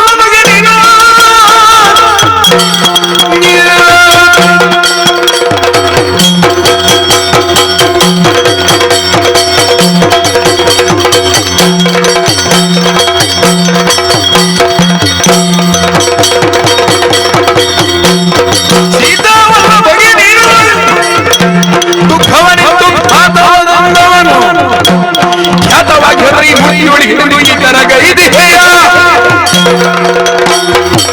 ಸದಾಶಿವನೇ ಶ್ರೀರಾಮನ ಯೋಗ್ಯತೆಯನ್ನು ಅರ್ಹತೆಯನ್ನು ನೀನೇ ಹೇಳಿದವನಂತೆ. ಹ ಸೇತು ಬಂಧದ ಸಂದರ್ಭದಲ್ಲಿ ಅಂಗದ ನಿಮ್ಮ ಪರ್ವತಕ್ಕೆ ಕೈಕೊಟ್ಟ ಕಾಲದಲ್ಲಿ ಹ. ನೀನೇ ಗಿರಿಜಾದೇವಿಯಲ್ಲಿ ತೋರಿಸಿ ಹೇಳಿದೆಯಂತೆ. ರಾಮನಾಟಕ ಇದು ಜಗದೊಳಗೆ, ರಾಮತಾರಕ ಮಂತ್ರವೇ ರೂಪುಮತ್ತಾಗಿ ಈ ಧಾತ್ರಿಯಲ್ಲಿ ಮಾನವ ರೂಪದಿಂದ ಮಹೀದರ್ಶನವನ್ನು ಕೊಡುವುದಕ್ಕೆ ಬಂದಿದೆ. ಇದನ್ನು ಒಪ್ಪಿದಂತಹ ನೀವು ಈ ಕಾಲಕ್ಕಾಗುವಾಗ ರಾಮಕಿಂಕರರನ್ನು ವಿರೋಧಿಸುವುದಕ್ಕೆ ಮುಂದಾಗಿದ್ದೀರಿ. ರಾಮದಾರಕ್ಕೆ ಮಂತ್ರಕ್ಕೆ ಮಿಗಿಲಾದುದಿಲ್ಲ, ಆ ಕಾಲಕ್ಕೆ ಹೇಳಿದ್ದು. ಕಪ್ಪಿ ಬಗ್ಬಾಲ ಕೇಳು, ಹ. ನಮ್ಮಲ್ಲಿ ಭೇದ ಇಲ್ಲ ಅಂತ ನೀವೇ ಆಡಿದವರಂತೆ. ಹ. ಹಾಗಿದ್ರೆ ಅಭೇದ ಕಲ್ಪನೆಯನ್ನು ಕಾಣಿಸಿದ ನೀವು ಹ. ಈ ಕಾಲಕ್ಕಾಗುವಾಗ ನಾವಿಲ್ಲಿಗೆ ಬಂದಿದ್ದೇವೆ. ಹ. ಒಬ್ಬ ತುಂಡು ರಾಜ್ಯದ ಅಧಿಪತಿ ಇದ್ದಾನೆ ವೀರಮಣಿ. ಹ. ನಾವ್ ಯಾಕೆ ಸಂಧಾನ ಮಾಡಿದ್ದು? ಹೇಗೆ? ಅವನಿಗೆ ಅಳುಕೆ ಅಲ್ಲ, ಹ. ಇಲ್ಲಿ ಶಿವ ಸಾನ್ನಿಧ್ಯ ಉಂಟು ಎನ್ನುವ ಕಾರಣದಿಂದ. ಹ. ಆ ಕಾರಣದಿಂದ ಅವನಿಗೆ ತಿದ್ದೋಣ. ನಾವು ಶಿವನನ್ನು ಅವನಲ್ಲಿ ದೂರಲಿಲ್ಲ. ಹ. ರಾಮನ ಬಗ್ಗೆ ನಾವು ಹೇಳಿದ್ದೇವೆ, ಹ. ರಾಮ ತತ್ವದ ಬಗ್ಗೆ ಹೇಳಿದ್ದೇವೆ. ಹ. ಶಿವನನ್ನು ಒಪ್ಪುವ ಜಾಯಮಾನದವರು ನಾವು. ಹ. ನಿಮ್ಮ ಮೇಲೆ ಅಷ್ಟು ಗೌರವ ಇಲ್ಲ ಅಂತಾದ್ರೆ ಹ. ಆವತ್ತು ತನ್ನ ಲಿಂಗವನ್ನು ಹನುಮತ್ ಜ್ಯೋತಿರ್ಲಿಂಗ ಅಂತ ಅಲ್ಲಿ ಸ್ಥಾಪನೆ ಮಾಡ್ತಾ ಇರಲಿಲ್ಲ. ಹ. ರಾಮದೇವರು ಮಳಲಿ ಲಿಂಗವನ್ನೇ ಸ್ಥಾಪನೆ ಮಾಡಿ ರಾಮೇಶ್ವರ ಕ್ಷೇತ್ರದ ನಿರ್ಮಾಣ ಮಾಡಲಿಲ್ಲ. ಪವಿತ್ರವಾದಂತಹ ಕ್ಷೇತ್ರ ಅದು. ಅಷ್ಟು ದೊಡ್ಡ ಕ್ಷೇತ್ರ ಕಟ್ಟಿದ್ದು ರಾಮನಿಗೆಲ್ಲ, ರಾಮ ನಿಮಗೆ ಕಟ್ಟಿದ್ದು. ಹ. ರಾಮ ನಿಮಗೆ ಗೌರವ ಕೊಟ್ಟಿದ್ದಾನೆ, ಹ. ಹನುಮ ನಿಮಗೆ ಗೌರವ ಕೊಟ್ಟಿದ್ದಾನೆ. ಹ. ಎಷ್ಟು ಗೌರವ ಕೊಟ್ಟ ನಾವು ಹ. ನಿಮ್ಮ ಮನೆಗೆ ಬಂದದ್ದು ನೆನಪಿಟ್ಟುಕೊಳ್ಳಿ. ಹ. ನೀವು ದೇವರಾಗಿ ಕೈಲಾಸದಲ್ಲಿರಬಹುದು, ಹ. ಇರುವುದು ಜ್ಯೋತಿರ್ಮೇಧದಲ್ಲಿ ಒಬ್ಬ ಅಳಿಯನಾಗಿ ಎನ್ನುವ ಪ್ರಜ್ಞೆ ನಿಮಗೆ ಬೇಕು. ಹಾಗಿದ್ರೆ ನನ್ನ ಮನೆ ಅಲ್ಲ ಎನ್ನುವುದನ್ನು ನೀನು ಒಪ್ಪಿಕೊಂಡ ನಿಮ್ಮ ಹಾಗಾಯ್ತು. ಮನೆ ಹೌದು ಅಂತ ಒಪ್ಪಿತ್ತು ನಾವು. ಹ. ನಿಮ್ಮ ಮನೆಗೆ ಬಂದಾಗ ನನ್ನ ಮಾವನ ಮನೆ ಇದು. ಇರ್ಲಿ, ಹ. ನೀವು ಇರುವುದು ಅವರಲ್ಲ ಪುರರಕ್ಷಕನಾಗಿ. ಹ. ಪುರರಕ್ಷಕನಾಗಿ ನೀವಿರುವುದು. ಹ. ಬಲಿಯ ಮನೆಯಲ್ಲಿ ವಾಮನ ಮೂರ್ತಿ ಪುರರಕ್ಷಕನಾಗಿದ್ದಾನೆ. ಹ. ಯಾಕಿರುವುದವ? ಹ. ಯಾವತ್ತು ಬಲಿಗೆ ಯಾವುದೇ ರೋಗ ರುಚಿನಾದಿಗಳು ಹ. ಸಮಸ್ಯೆಗಳು ಬರಕೂಡದು ಎನ್ನುವ ಕಾರಣದಿಂದ. ಇಲ್ಲಿಯೂ ಹಾಗೆ ವೀರಮಣಿಗೆ ಯಾವುದೇ ದೋಷಗಳು ತಟ್ಟದ ಹಾಗೆ ಈಶ್ವರ ರಕ್ಷಕನಾಗಿ. ಹಾಗಿದ್ರೆ ನೀವು ಸತ್ತ ಮೇಲೆ ಬಂದದ್ದಕ್ಕೆ ಮೊದಲು ಯಾಕೆ ಬರಲಿಲ್ಲ? ಹಾಗೆ ಪ್ರಶ್ನೆ ಹಾಗೆ ಬರುವುದು. ಮೊದಲು ನೀವು ಬರಬೇಕಿತ್ತು. ಹ. ಹಾಗಿದ್ರೆ ಮೊದಲು ನೀವು ಯಾಕೆ ನಿಂತದ್ದು? ಹ. ನಿಮಗೂ ಮಾವನಿಗೆ ನಾಲ್ಕು ಕೊಡಿಸಬೇಕು ಅಂತಿತ್ತು. ಹ, ಹ. ಕೆಲವು ಸಲ ಹಾಗೆ ನಮಗೆ ಹೊಡೆಯಲಿಕ್ಕೆ ಆಗುದಿಲ್ಲಲ್ಲ, ಹ. ಇನ್ನೊಬ್ಬರಿಂದ ಹೊಡೆಸಿದ ನಾಟಕ ಮಾಡುವುದು. ಹ. ಅವನಿಗೆ ಪೆಟ್ಟು ಬಿದ್ದ ನಂತರ ಈಗ ನೀವು ಸಮಾಪ್ತಿ ಮಾಡಲಿಕ್ಕೆ ಬಂದಿದ್ದೀರಿ. ಹ. ಹಾಗಾದ ಕಾರಣ ಹೇಳುವುದು, ಇಂದು ಶತ್ರುಹನ ಮಡುಗಿದ ಪರಿಣಾಮ ಏನು? ಹ. ಸೀತಾವಲ್ಲಭಗೆ ದುಃಖವನಿತ್ತಿಹೆ ನೀರು. ಓಹೋ ಹೋ. ನಮ್ಮ ದೇವರಿಗೆ ದುಃಖ ಉಂಟಾಯಿತು ಅಂತಾದ್ರೆ ಹ. ನಾವು ಸಹಿಸುವುದಿಲ್ಲ. ಹ. ಹಾಗಾಗಿ ಹೇಳ್ತೇನೆ, ಹ. ನಾನು ರಾಮನನ್ನು ದೇವರು ಅಂತ ನಂಬಿದವ, ಹ. ಶಿವ ದೇವರಲ್ಲ ಅಂತ ಹೇಳುವವನಲ್ಲ. ಹ. ಹಾಗಾಗಿ ಹ. ಈಶ್ವರ ದೇವರೇ, ಈ ಪ್ರಕರಣ ಇದು ನರರೊಳಗೆ ನಡೆಯುವ ಸಂಗ್ರಾಮ. ಹ, ಹ. ಇಲ್ಲಿ ದೇವರ ಪ್ರವೇಶ ಆಗ ಕೂಡದು. ಹ. ನೀವು ಕೋಣೆಯಲ್ಲೇ ಇರಬೇಕು, ಹ. ಹೊರಗೆ ಬರುವ ಅಗತ್ಯ ಇಲ್ಲ. ಹ. ಈಗ ಒಬ್ಬನ ಪಕ್ಷಪಾತಿಯಾಗಿ ಹ. ದೇವರಾಗಿ ಭೇದ ಕಲ್ಪಿಸಿ ಬರ್ತೀರಿ ಅಂತಾದ್ರೆ ಹ. ನಾವು ಕೂಡ ದೇವರು ಅಂತ ನೋಡ್ಲಿಕ್ಕೆ ಆಗೋದಿಲ್ಲ. ಹ. ಇಲ್ಲಪ್ಪ, ಹ. ನಾವು ನಿಮಗೆ ಮಂಗಳಾರತಿ ಮಾಡಲೇಬೇಕಾಗುತ್ತದೆ. ನಮಗೆ ಹೊಡೆದು ಗೊತ್ತು, ಬಡಿದು ಗೊತ್ತು. ಹ. ಆದ್ದರಿಂದ ದೇವರು ಅಂತ ನೋಡ್ಲಿಕ್ಕಿಲ್ಲ. ಹ. ರಾಮಗೆ ಘಾತ ತಂದವನಿಗೆ ಘಾತಿಸಿಯೇ ಸಿದ್ಧ. ಈಗ ರಾಮನಿಗೆ ಗಾತ ತಂದದ್ದಕ್ಕಾಗಿ ನಿಮಗೆ ಇಷ್ಟು ಕೋಪವೇ? ಆಘಾತ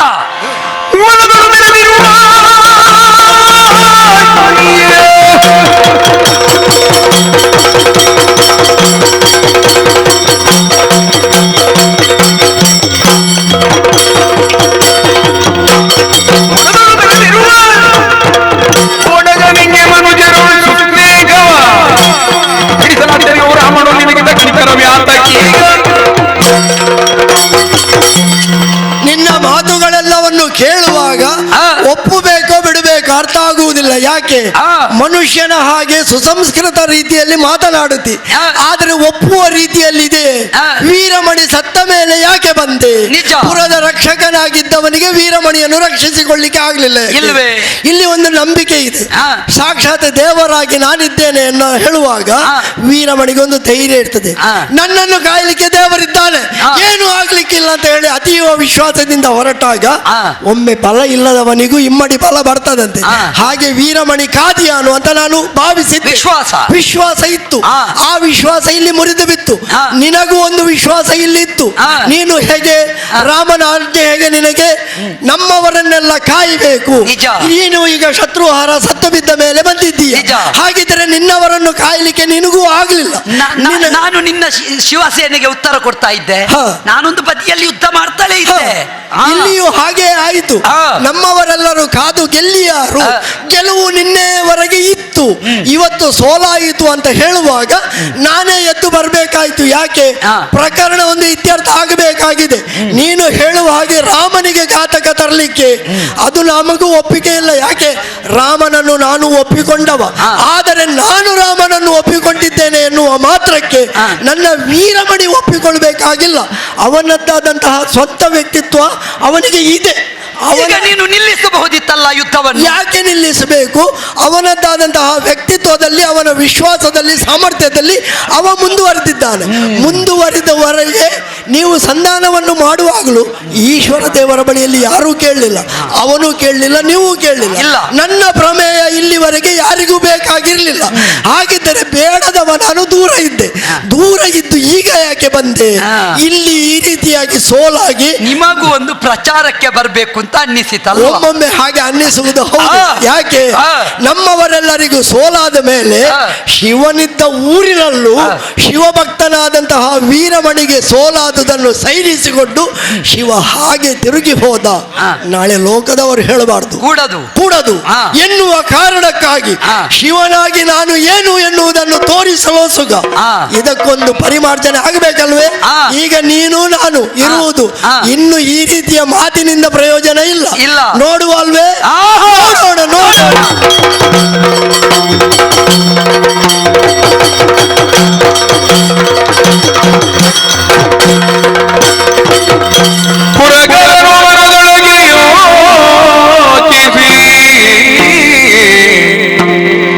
ಪುರಗರನು ಮನದೊಳಗೆ ಯೋಚಿಸಿ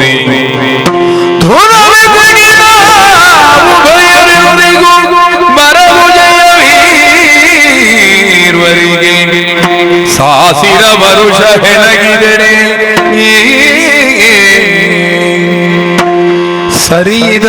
ಸರಿದಲ್ಲವೆನುತ್ತ ಕ್ಷಮೆಯನು ಧರಿಸಿ ಪವನದನು ವಿನಯದಿ ಕರೆದು ಪೇಳಿದ ಆಗಲತಿ ಮಾಧುರ್ಯ ವಚನದಲ್ಲಿ ಸರಿದಲ್ಲವೆನುತ್ತ ಕ್ಷಮೆಯನು ಧರಿಸಿ ಪವನದನು ವಿನಯದಿ ಕರೆದು ಪೇಳಿದನಾಗ ಅತಿ ಮಾಧುರ್ಯ ವಚನದಲ್ಲಿ ವೀರಪ್ಪ ಶ್ರೀರಾಮ ಕಿಂಕರ ಶ್ರೀರಾಮ ಕಿಂಕರ ವೀರ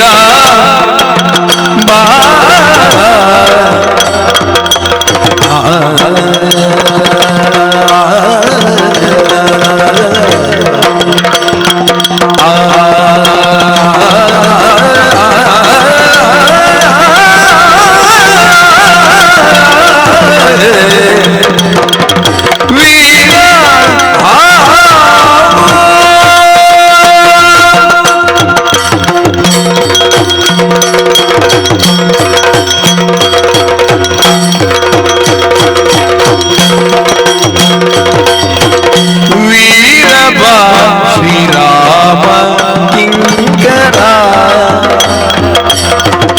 ಮಾರುತ ಸೈರನೆ ತಾಳು ಮಾರುತ ಸೈರನೆ ವೀರಮಣಿ ಶತ್ರುಘರ ಬಾಗಿನಿ ಧಾರಿಣಿ ಜೋಡಿ ಕೊನಗಿದೆ ವೀರಮಣಿ ಶತ್ರುಘರ ಬಾಗಿನಿ ಧಾರಿಣಿಯೊಳಿ ಗೊರಗಿದೆ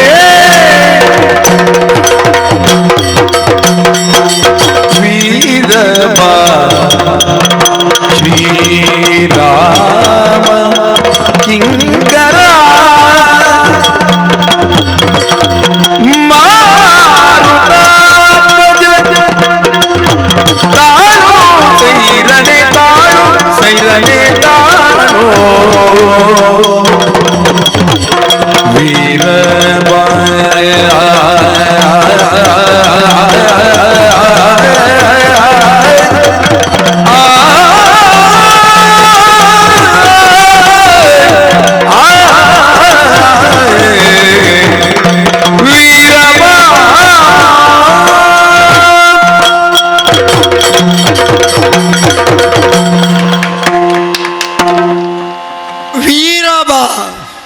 ಏನು ಸ್ವಾಮಿ ಇಳಿಸಿದ್ದು? ಸ್ವಲ್ಪ ಆಲಾಪನೆ ಹೆಚ್ಚು ಮಾಡಿದ್ದು. ಕಾರಣ? ಅಷ್ಟು ಆಲಾಪನೆ ಮಾಡಿದ್ರು ಚಪ್ಪಾಳೆ ಕೇಳಿಸಿದ್ದು ಒಂದೆರಡು ಮಾತ್ರ. ಕಾರಣ ಉಂಟು. ಹ. ಆಶ್ಚರ್ಯಚಕಿತರಾಗಿದ್ದಾರೆ. ಯಾಕೆ ಹೀಗೆ? ಭಕ್ತ ಭಗವಂತನ ಕಾಳಗ ಅಂದ್ರೆ ಎಲ್ಲಿ ಚಪ್ಪಾಳೆ? ಒಮ್ಮೆಲೆ ರಣಾಂಗಣದಲ್ಲಿ ವೀರ ಕಲಿಗಳಾಗಿ ಹೋರಾಡುತ್ತಿದ್ದವರು ಯಾಕೆ ಒಮ್ಮೆಲೆ ಇಳಿಯಾಯಿತು? ಕಾರಣ ಉಂಟು. ಒಮ್ಮೆಲೆ ನಿಲ್ಲಿಸಿದ್ದು ನೋಡಿ. ಹಾಗಾಗಿ ಏನು ಅಂತ ಅರ್ಥ ಆಗಲಿಲ್ಲ. ಇಲ್ಲ. ಆದ್ರೆ ನಾನು ವಿರಾಮ ಘೋಷಿಸಿದ್ದೇನೆ. ನನ್ನ ಸ್ವರ ಇಳಿಯಾಗಿದೆ, ಆಲಾಪನೆ ಹೆಚ್ಚಾಗಿದೆ. ವೀರ ಹನುಮ ಬಾ, ಮಾರುತಾತ್ಮಜನೆ ಸೈರಣೆಯನ್ನು ತೆಗೆದುಕೋ. ಕಾರಣ ಆಲೋಚಿಸಬೇಕು. ಈಗ ನೀನು ಆಲೋಚಿಸು. ನಿನ್ನ ಪಕ್ಷದಲ್ಲಿ ಯಾರಿದ್ದಾರೆ? ಒಬ್ಬ ಮಾತ್ರ ನೀನು ಉಳಿದಿದ್ದೀಯ. ಸತ್ಯ. ನಾನೊಮ್ಮೆ ಆಲೋಚಿಸುವುದು, ನನ್ನ ಪಕ್ಷದಲ್ಲಿ ನೋಡಿದ್ರೆ ನಿಮ್ಮ ಭಕ್ತರೆಲ್ಲ ಬಿದ್ದಿದ್ದಾರೆ. ಎಲ್ಲ ಬಿದ್ದಿದ್ದಾರೆ. ಹಾಗಿದ್ರೆ ನಾವು ಈ ರೀತಿ ಹೋರಾಟ ಮಾಡಿದ್ರೆ ಸಾವಿರ ವರುಷವಾದರೂ ನಮಗೆ ಇಲ್ಲಿ ಪರಿಣಾಮ ಗೋಚರವಾಗುವುದಿಲ್ಲ. ನಾವೊಂದು ಕಾಲಮಿತಿಯಲ್ಲಿ ಮುಗಿಸುವುದೇ ಒಳ್ಳೆಯದು. ಕಾಲಮಿತಿ ಬೇಕು ಅಂತಲೇ ಹೇಳಿಯೇ ಇನ್ನು ಯುದ್ಧ ಮಾಡಿದರೆ ಪ್ರಯೋಜನ ಇಲ್ಲ. ಅದು ಯಾರಲ್ಲಿ ಯುದ್ಧ? ವೀರಮಾರುತಿಯಲ್ಲಿ ನಾನು ಯುದ್ಧ ಮಾಡಿದರೆ ಎಷ್ಟು ಕಾಲ ಯುದ್ಧ ಮಾಡಿ ಏನು? ಅಲ್ಲ, ನೀವು ಮಾಡಬಹುದು. ಅದು ಭೂಷಣವು ಅನ್ನುವುದು ಅದು ಭೂಷಣವೇ? ನಾಳೆ ಲೋಕ ಹೇಗೆ ಹೇಳ್ತದೆ? ಹೋಗಿ ಹೋಗಿ ಆ ಹನುಮಂತನಲ್ಲಿ ನಮ್ಮ ದೇವರು ಯುದ್ಧ ಮಾಡುವುದೇ. ಅವ ಪೌರುಷವಂತ, ಸಾಮರ್ಥ್ಯವಂತ, ಚಿರಂಜೀವಿ. ದೇವರೇ ಕೊಟ್ಟದ್ದು ಇಲ್ಲಿರುವುದು, ದೇವರೇ ಕೊಟ್ಟದ್ದು ಎಲ್ಲವೂ ಅಲ್ಲಿರುವಾಗ ಎನ್ನಂತೆ ಪೌರುಷವಂತನಾಗುವಂತ ಹರಸಿದ್ದೀರಿ ನೀವು. ಹಾಗಿದ್ದರೆ ನನ್ನ ಪ್ರತಿರೂಪವೇ ಅಲ್ಲಿ ಇರುವುದು ಅಂತ ನಾನು ಭಾವಿಸಿಕೊಂಡ ಮೇಲೆ ನಾನು ಯಾರ ಮೇಲೆ ಯುದ್ಧ ಮಾಡುವುದು? ಅಲ್ವೇ? ನೀವು ಗಂಧ ತಿಕ್ಕಿದ ಕೆಲಸ ಮಾಡಿದ ಹಾಗೆ ಕೊರಡು ತರೆಯುವುದು ಕೊರಡು ಮಾತ್ರ, ಕಲ್ಲು ಸವಿಯುವುದೇ ಇಲ್ಲ. ಹಾಗಿದ್ದರೆ ನಾನು ಕೊರಡು ಯಾಕೆ ಸವೆಯುವುದು? ಅಲ್ವೇ?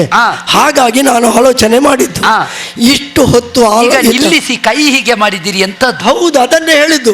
ಎಲ್ಲರೂ ಬಿದ್ದಿದ್ದಾರೆ. ನನ್ನದಾದಂತಹ ವೀರಮಣಿಯು ಹೋಗಿದ್ದಾನೆ, ನಮ್ಮ ಶತ್ರುಹರನು ಹೋಗಿ ಆಗಿದೆ, ಎಲ್ಲರೂ ಬಿದ್ದಿದ್ದಾರೆ. ಹಾಗಿದ್ದರೆ ಯುದ್ಧ ಬೇಡ. ಮೆಚ್ಚಿದ್ದೇನೆ ನಿನಗೆ. ಮೆಚ್ಚಿ ನಿನಗೆ ಬರವನು ಗಡಿಲ ನೀಚನ ಕೀಳು ಕೊಡುತ್ತಿಗೆ ಕಲಗಬೇಡಲಾಗ ಸೈರದೆಗೊಳ್ಳುತ್ತಲೆಲ್ಲದನು ಗಮನೋ ಒಲಿದಿರುವೆ ನಿನಗೆ.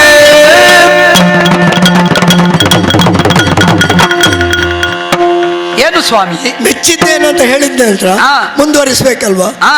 ನಿನಗೇನಾದ್ರೂ ಕೊಡಬೇಕು ವರ ಅಂತ ಅನ್ನಿಸಿದೆ. ಹಾಗಾಗಿ ವರವನ್ನು ಕೊಡ್ಲಿಕ್ಕೆ ಕೈ ಎತ್ತಿದ್ದೇನೆ. ಏನು ಬೇಕು ಕೇಳು. ರಾಮನ ಕರುಣಾರತದೊಳಗೆ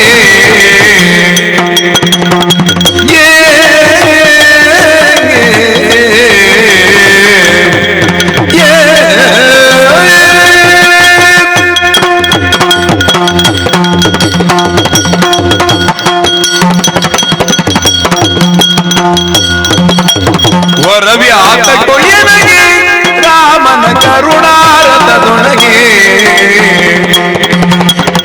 ಇರುತಿಗೆ ನಿಲ್ಲಯ ಗಂಗೆನಗೆ ತಗೆ ತೆರಳಿರುವ ಭೌತಿಕ ಪಥವನೆ ಬಿಡಿಯುತ್ತ ವರವ್ಯಾತ ಕೊಯ್ಯನಗೆ ರಾಮನ ಕರುಣಾರತದೊಳಗೆ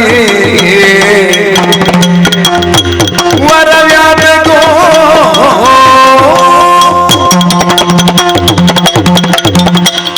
ಪರಮೇಶ್ವರ ವೀರ ಆಂಜನೇಯ ವರ ಕೊಡ್ತೇನೆ ಅಂತ ಆಡ್ತಾ ಇದ್ದೀರಿ. ಮೆಚ್ಚಿಕೊಡುವುದಿದು ನಮ್ಮಲ್ಲಿ ಇಲ್ಲ ಅಂತಾದ್ರೆ ಅಲ್ವೇ ನಾವು ಪಡ್ಕೊಳ್ಳುವುದು.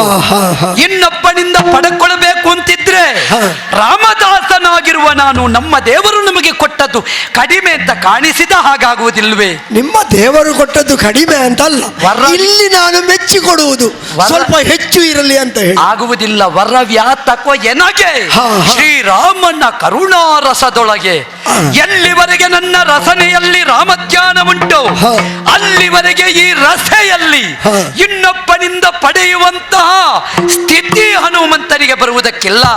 ಕೊಡುತ್ತೇನೆ ಅಂತ ಹೇಳಿದ್ದಕ್ಕೆ ಧನ್ಯವಾದ. ನಿಮ್ಮ ಕೇಳಿಕೆಯನ್ನು ಗೌರವಪೂರ್ವಕವಾಗಿ ತಿರಸ್ಕರಿಸಿದ್ದೇನೆ. ಈಗ ಸರಿಯಾಗಿ ಆಲೋಚನೆ ಮಾಡು. ಆ ವರ ಕೊಡ್ತೇನೆ ಅಂತ ಹೊರಟವ ಶಿವ. ಆ ರಾಮನ ಕಾರುಣ್ಯ ಏನೋ ನಿನ್ನಲ್ಲಿರಬಹುದು, ಆದರೆ ಸರಿಯಾಗಿ ಆಲೋಚನೆ ಮಾಡು. ನಿನ್ಗಾಗಿ ಅಲ್ಲದಿದ್ರು ನಿನ್ನವರಿಗಾದ್ರೂ ಬೇಕಾಗಬಹುದು. ಅರ್ಥ ಆಯ್ತು ನನಗೆ. ಯಾಕಂದ್ರೆ ಒಬ್ಬ ಯೋಗ್ಯತಾವಂತನಿಗೆ ಸನ್ಮಾನ ಮಾಡ್ತೇವೆ, ಅವನಿಗೆ ಇಲ್ಲ ಅಂತ ಮಾಡುವುದಲ್ಲ, ಅವನು ಮಾಡಿದ ಸಾಧನೆಗೆ ಗೌರವ ಅದು ಅಲ್ವಾ? ಈಗ ಕೊಡು ಸನ್ಮಾನ. ಏನು ಕೊಟ್ಟಿದ್ದಾರೆ, ಏನು ಇಟ್ಟಿದ್ದಾರೆ ಅನ್ನುವುದು ಮುಖ್ಯ ಅಲ್ಲ, ಅವನನ್ನು ಹೇಗೆ ಗುರುತಿಸಿದ್ದಾರೆ ಎನ್ನುವುದು ಮುಖ್ಯ. 4 ಜನರ ಎದುರಲ್ಲಿ ಗುರುತಿಸುವುದೇ ಮುಖ್ಯ, ಸತ್ಯ. ಕೊಡುವುದು ಮುಖ್ಯ ಅಲ್ಲ. ಜ್ಯೋತಿರ್ಮೇಧದ ರಣಕ್ಷೇತ್ರದಲ್ಲಿ ಪರಮೇಶ್ವರನಿಂದ ಮಾನಿತನಾಗಿದ್ದಾನೆ ಹನುಮಂತ ಅಂತಾದ್ರೆ ಅದು ನನಗೆ ಸಿಗುವ ಗೌರವ ಅಲ್ಲ, ನನ್ನೊಳಗಿದ್ದ ರಾಮನಿಗೆ ಸಿಗುವ ಗೌರವ ಅಲ್ವೇ? ಹಾಗೆ ನೀವು ಒಲಿದು ಕೊಡುವುದು ದಿಟ ಅಂತ ಆದ್ರೆ ಕೇಳಿಕೊಳ್ಳುತ್ತೇನೆ, ಈ ಕ್ಷಣವೇ ನಾನು ದ್ರೋಣಾಚಲಕ್ಕೆ ಹೋಗುತ್ತೇನೆ, ಅಲ್ಲಿರುವಂತಹ ಚಾರು ಸಂಜೀವಿನಿಯನ್ನು ತರುತ್ತೇನೆ. ಅಲ್ಲಿವರೆಗೆ ದೇವರೇ, ಉಭಯ ಪಕ್ಷದಲ್ಲಿಯೂ ಬಿದ್ದಿದ್ದಾರೆ, ಎಲ್ಲ ಬಿದ್ದುಕೊಂಡಿದ್ದಾರೆ. ಒಬ್ಬನ ಶರೀರದ ಎದೆಯ ಬೆಸುಪು ಹೋಗುವುದಕ್ಕೆ ಮುಂಚೆ ಏನಾದ್ರೂ ಪ್ರಯತ್ನ ಮಾಡಿದರೆ ಬದುಕಿಸುವುದಕ್ಕಾಗುತ್ತದೆ. ಹಾಗೆ ನೀನು ಇಂದ್ರಿಯಾಧಿಕ್ಯ ಶಕ್ತಿಯನ್ನು ಹೊಂದಿದ ದೇವರು, ಲಯಕರ್ತೃ. ಹಾಗಾದ ಅವರ ಆ ಪ್ರಾಣ ಶಕ್ತಿ ಹಾರುವುದಕ್ಕೆ ಮುಂಚೆ ಅಲ್ಲಿವರೆಗೆ ಮಸಣಾಧ್ಯಕ್ಷನಾಗಿ ನೀನು ಕಾಯಬೇಕು. ನನ್ನ ಕೆಲಸವೇ ಅದು ಅಲ್ವಾ? ಅಲ್ವಾ? ಅಲ್ವೇ? ನಿಮಗೆ ಬೇಸರ ಇರ್ಲಿಕ್ಕೆ ಇದು ಹೊಸ ಕೆಲಸ ಏನಲ್ಲ. ಅಲ್ಲಲ್ಲ, ದೇವರಿಗೆ ಮಸಣ ಆದ್ರೆ ಏನು, ಮನೆ ಯಾವುದಾದ್ರೆ ಅಲ್ಲೂ ಅಲ್ವೇ? ಭೇದ ಇಲ್ಲ. ಹೋಗಿ ಬರಲೇ? ಹೋಗಿ ಬಾ. ಜೈ ಶ್ರೀರಾಮ್. ತಂದಿದ್ದೇನೆ. ಇದು ನಮ್ಮ ಪಕ್ಷದವರು ಈ ಸಲ ಇದ್ರೆ ಸಾಕು. ಸ್ವಲ್ಪ ತಡಿ. ಏನು ಅವಸರ ಬೇಡ. ಇಷ್ಟು ಹೊತ್ತು ನಾವು ಅವಸರ ಮಾಡಿದೆವು. ಆರಂಭದಲ್ಲಿ ಅವಸರ ಇಲ್ಲ ಆಯ್ತು, ಇಲ್ಲ. ಈಗ ಅವಸರ ಆಗುತ್ತಾ ಇದೆ. ಒಮ್ಮೆ ಮುಗಿಸಿ ನಿನ್ನ ಅವರನ್ನು ಕರ್ಕೊಂಡು ಹೋಗುವ ಅಂತ ಹೇಳಿ ಅಲ್ವ ನಿನ್ನ ಆಲೋಚನೆ? ನೀವು ಏನು ಬೇಕಿದ್ರು ಮಾಡಿ. ಅಷ್ಟು ಸುಲಭದಲ್ಲಿ ಆಗುವುದಿಲ್ಲ ಅದು, ಅಷ್ಟು ಸುಲಭದಲ್ಲಿ ಆಗುವುದಿಲ್ಲ. ನೀನೀಗ ನಿಮ್ಮವರನ್ನೆಲ್ಲ ಹುಡುಕಿ ನಮಗೆ ಅವನ ನೇಮ ಉಂಟು. ಏನು ಮಾಡುದು? ಇನ್ನು ನಾವು ಹೋದ ಮೇಲೆ ನಿಮ್ಮ ನೇಮ ನಡೆಯಲಿ. ಹಾಗಾಗುವುದಿಲ್ಲ. ನೀನು ಸಂಜೀವಿನಿಯನ್ನು ತಂದ ನಂತರ ಎಲ್ಲರನ್ನು ಎಬ್ಬಿಸು. ಅದು ಆಗೋದಿಲ್ಲ. ಯಾಕೆ ಆಗುವುದಿಲ್ಲ? ಇನ್ನು ಅವರು ಎದ್ರೆ ಇವರು ಎದ್ರೆ ಪುನಃ ಜಗಳ ಆಗಿ ಇದು ಮುಗಿಲಿಕ್ಕುಂಟಾ ದೇವರೇ? ಅದೊಂದು ಬೇಡ. ಮತ್ತೆ ನೀನು ಸಂಜೀವನ ಮೃತ್ಯುಂಜಯ, ನೀನು ಅವರನ್ನು ಮತ್ತೆ ಬದುಕಿಸು, ನಾನು ಕರ್ಕೊಂಡು ಹೋಗ್ತೀನಿ. ಈಗ ನನಗೆ ಬದುಕಿಸ್ಲಿಕ್ಕೆ ಆಗುವುದಿಲ್ಲ ಅಂತಲ್ಲ ಹೇಳುವುದು, ಹನುಮನನ್ನೊಮ್ಮೆ ಇಲ್ಲಿ ಪರೀಕ್ಷಿಸುವುದು, ಶಕ್ತಿ ತೋರಿಸಬೇಕು, ನಮ್ಮವರಿಗೂ ಗೊತ್ತಾಗಬೇಕು ಹನುಮನಲ್ಲಿ ಇಷ್ಟೊಂದು ಸಾಮರ್ಥ್ಯ ಇದೆ, ಶಕ್ತಿ ಇದೆ. ನಮಗೆ ಪ್ರಚಾರಕ್ಕೆ ಬಂದು ಏನೂ ಆಗ್ಲಿಕ್ಕಿಲ್ಲ. ನಮಗೆ ಬೇಕಾದದ್ದು ರಾಮನ ನಿಯುಕ್ತಿ. ನಿಮಗೆ ಬೇಕಾದಷ್ಟು ಪ್ರಚಾರ ಸಿಕ್ಕಿ ಆಗಿದೆ, ಇನ್ನು ಹೊಸ ಪ್ರಚಾರ ಯಾಕೆ? ರಾಮನ ನಿರ್ದೇಶನ ಅವರು ಹೇಳಿದ್ರೆ ಮಾತ್ರ ನಾವು ಕೆಲಸ ಮಾಡುದು. ಈಗ ನೀನು ನಿನ್ನ ರಾಮ ಹೇಳಿದ್ರೆ ಮಾತ್ರ ಮಾಡು. ಖಂಡಿತ ಎಲ್ಲರನ್ನ ಎಬ್ಬಿಸ್ತೇನೆ. ಈಗ ರಾಮ ಬರುವುದು ಹೇಗೆ? ಈಗ ನಿಮಗೆ ಒಂದು ಶಿವರಾಮ ಆದ್ರೆ ಏನು? ಹಾಗಾಗುವುದಿಲ್ಲ. ಆವತ್ತು ಅಂಗದ ಸಂಧಾನದಲ್ಲಿ ರಾಮ ಆಗ್ಲಿಲ್ವಾ? ಇಲ್ಲಿ ಹಾಗಾಗುವುದಿಲ್ಲ. ಈಗ ನೀನು ಕರೆದರೆ ರಾಮ ಎಲ್ಲಿದ್ರು ಕಿವಿಗೊಟ್ಟು ಬರುತ್ತಾನಂತೆ. ಹಾಗಿದ್ರೆ ನಿಮಗೂ ಇಲ್ಲಿ ರಾಮ ದರ್ಶನ ಆಗಬೇಕು. ರಾಮನ ಒಳಗೊಂದಿರುವ ಹರಿಯ ದರ್ಶನ ಇಲ್ಲಿ ಆಗಬೇಕು. ಜ್ಯೋತಿರ್ಮೇಧ ಪುರವೊಮ್ಮೆ ಹರಿಯನ್ನು ಕಾಣಬೇಕು. ಬರಿಸಲೇ ಕರೆಸಬೇಕಲ್ವೇ? ಒಮ್ಮೆ ಕರಿಯಂತೆ. ರಾಮದಯಾನಿಧಿ ಪಾಗಿ,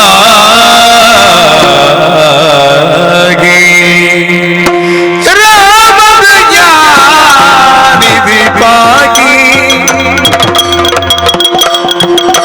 ರಾಮಜನು ಜನತಾಗಿ, ಜಯ ರಾಮ ನಿರಂಜನ ತಾಗಿ, ರಾಮದಯಾನಿಧಿ ಪಾಗಿ, ಜಯ ರಾಮ ನಿರಂಜನ ತಾಗಿ, ಕಾಮಿತ ವರರಾಯಕ ಸೀತಾಪತೆ, ರಾಮ ರಾಮ ಭರತಾಗ್ರಜ ಜಯ ಜಯ, ಕಾಮಿತ ವರದಾಯಕ ಸೀತಾಪತೆ, ರಾಮ ರಾಮ ಭರತಾಗ್ರಜ ಜಯ ಜಯ.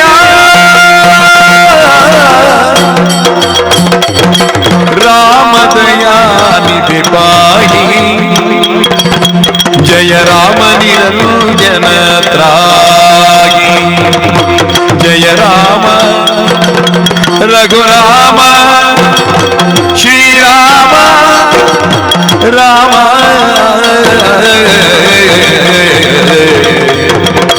ರಾಮ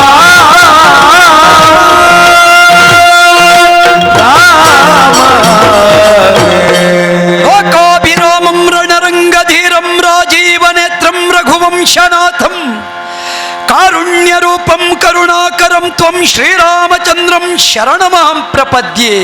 ರಾಮ ರಾಮ ರಾಮ.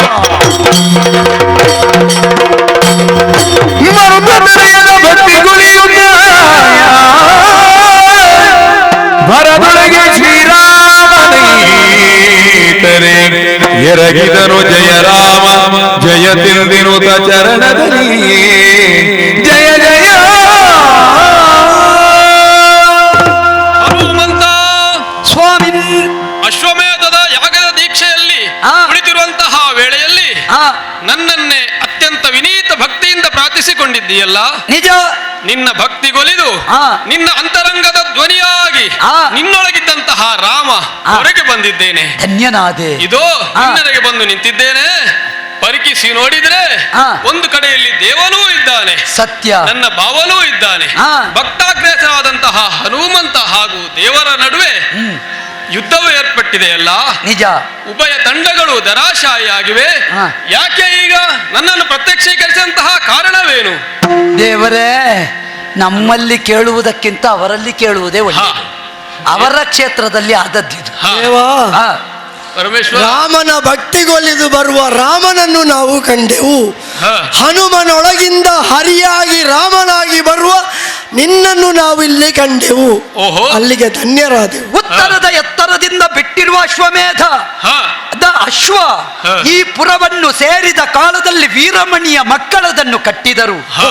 ಅದನ್ನು ಒಪ್ಪಿದಂತ ವೀರಮಣಿ ಕಾಳಗಕ್ಕೆ ಬದ್ಧನಾದ. ರಣಕ್ಷೇತ್ರದಲ್ಲಿ ಶತ್ರುಹರನಿಂದ ವೀರಮಣಿ ಮಡಿದ.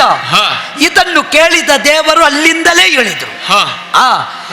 ಏರಿ ವೃಷಭನ್ನ ಬಂದು ಕಾಳಗ ನಡೆಸಿದ್ರು. ಕಾಳಗದಲ್ಲಿ ಏನಾಯ್ತು ಅಂತ ಕೇಳಿ. ಕಾಳಗದಲ್ಲಿ ಬೇರೆಲ್ಲರೂ ಸೋತು ಹಾಗೆ ಆಗಿದೆ. ನಾನು ಮತ್ತು ಹನುಮಂತ ಇಬ್ಬರು ಮಾತ್ರ ಉಳಿದಿದ್ದೇವೆ. ನಮ್ಮ ನಡುವೆ ಇದು ಇತ್ಯರ್ಥ ಆಗುವುದಿಲ್ಲ. ಮತ್ತೆ ದ್ರೋಣಾಂಚಲಕ್ಕೆ ಹೋಗಿ ಸಂಜೀವಿನಿಯನ್ನು ತರ್ತೇನಂತ ಹೇಳಿ ಹೊರಟು ಈಗ ಸಂಜೀವಿನಿಯನ್ನು ಕೇವಲ ರಾಮ ಪಕ್ಷದವರಿಗೆ ಸಿಂಪಡಿಸ್ತೇನೆ. ಅವನ ಅಂಬೋಣ. ನಾನು ಹೇಳುವುದು ಎಲ್ಲರಿಗೂ ಆಗಬೇಕು. ದೇವ ಹೇಳಿದ್ರೆ, ಅದು ಯಾರು ರಾಮದೇವ ಹೇಳಿದ್ರೆ ಮಾತ್ರ ಅವ ಒಪ್ಪುವುದು ಅಂತ ಹೇಳಿ ಅವನ ಮಾತು. ಅದಕ್ಕಾಗಿ ನಿನ್ನನ್ನು ಬರೆಸಿಕೊಂಡಿದ್ದೇವೆ. ನೀನೇ ಒಮ್ಮೆ ಅವನಿಗೆ ಹೇಳಬೇಕು, ಎಲ್ಲರನ್ನು ಎಬ್ಬಿಸಬೇಕು ಅಂತ ಹೇಳಿ. ಕರುಣದಿ ಶರಣನನು ಮನ್ನಿಸಿದರ ತಿರುಗಾಪಕನು ಹರನನು ಪರಿಪರಿ ಪೊಗಳುತ್ತದೆ ಉರಿದನು ಮರುತ ಗರುಡನೆ ವಿನೋದದಿ ಪುರದೊಳಗಣಿಕರನು ಎತ್ತಿತು ಮರತರು ಜೀವನು ಕರಿದುರಗಾದಿಗಳು ಭಗವನಗೆದಿ ಕರೆಗಳು ಮುಟ್ಟಿದು ಎನಲಭಿಮವಿದಿ ಕರುಣದಿ ಚರಣನನು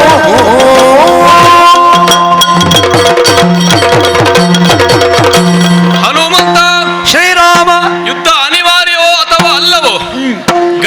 ಗತಿಸಿ ಹೋಗಿದೆ ಅಲ್ಲವೇ? ನಿಜ. ಉಭಯ ಪಕ್ಷದವರು ಮಳೆದಿದ್ದಾರೆ. ಇಲ್ಲಿ ಬದುಕಿಸುವುದು ದೊಡ್ಡ ಕೆಲಸವಲ್ಲವೇ ಹನುಮಂತ? ಕೊಲ್ಲುವುದಕ್ಕಿಂತಲೂ ಬದುಕಿಸುವುದು ಶ್ರೇಷ್ಠವಾದಂತಹ ಕೆಲಸ. ಬದುಕು ಎಲ್ಲರೂ ತೆಗೆಯಬಲ್ಲರು, ಬದುಕು ಕೊಡಬಲ್ಲವ ಅಂತ ಇದ್ದರೆ ರಾಮನೊಬ್ಬನೇ.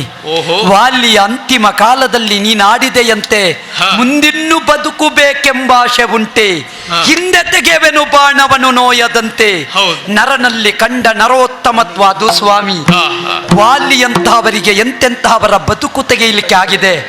ರಾವಣನಂತಹವನಿಗೆ 50 ಲಕ್ಷ ಪೃಥ್ವಿಯಲ್ಲಿ ಬದುಕು ಕಟ್ಟಿದವನಿಗೆ ಬದುಕು ತೆಗೆಯಲಿಕ್ಕೆ ಆಗಿದೆ, ಬದುಕು ಕೊಡ್ಲಿಕ್ಕೆ ಆಗಲಿಲ್ಲ.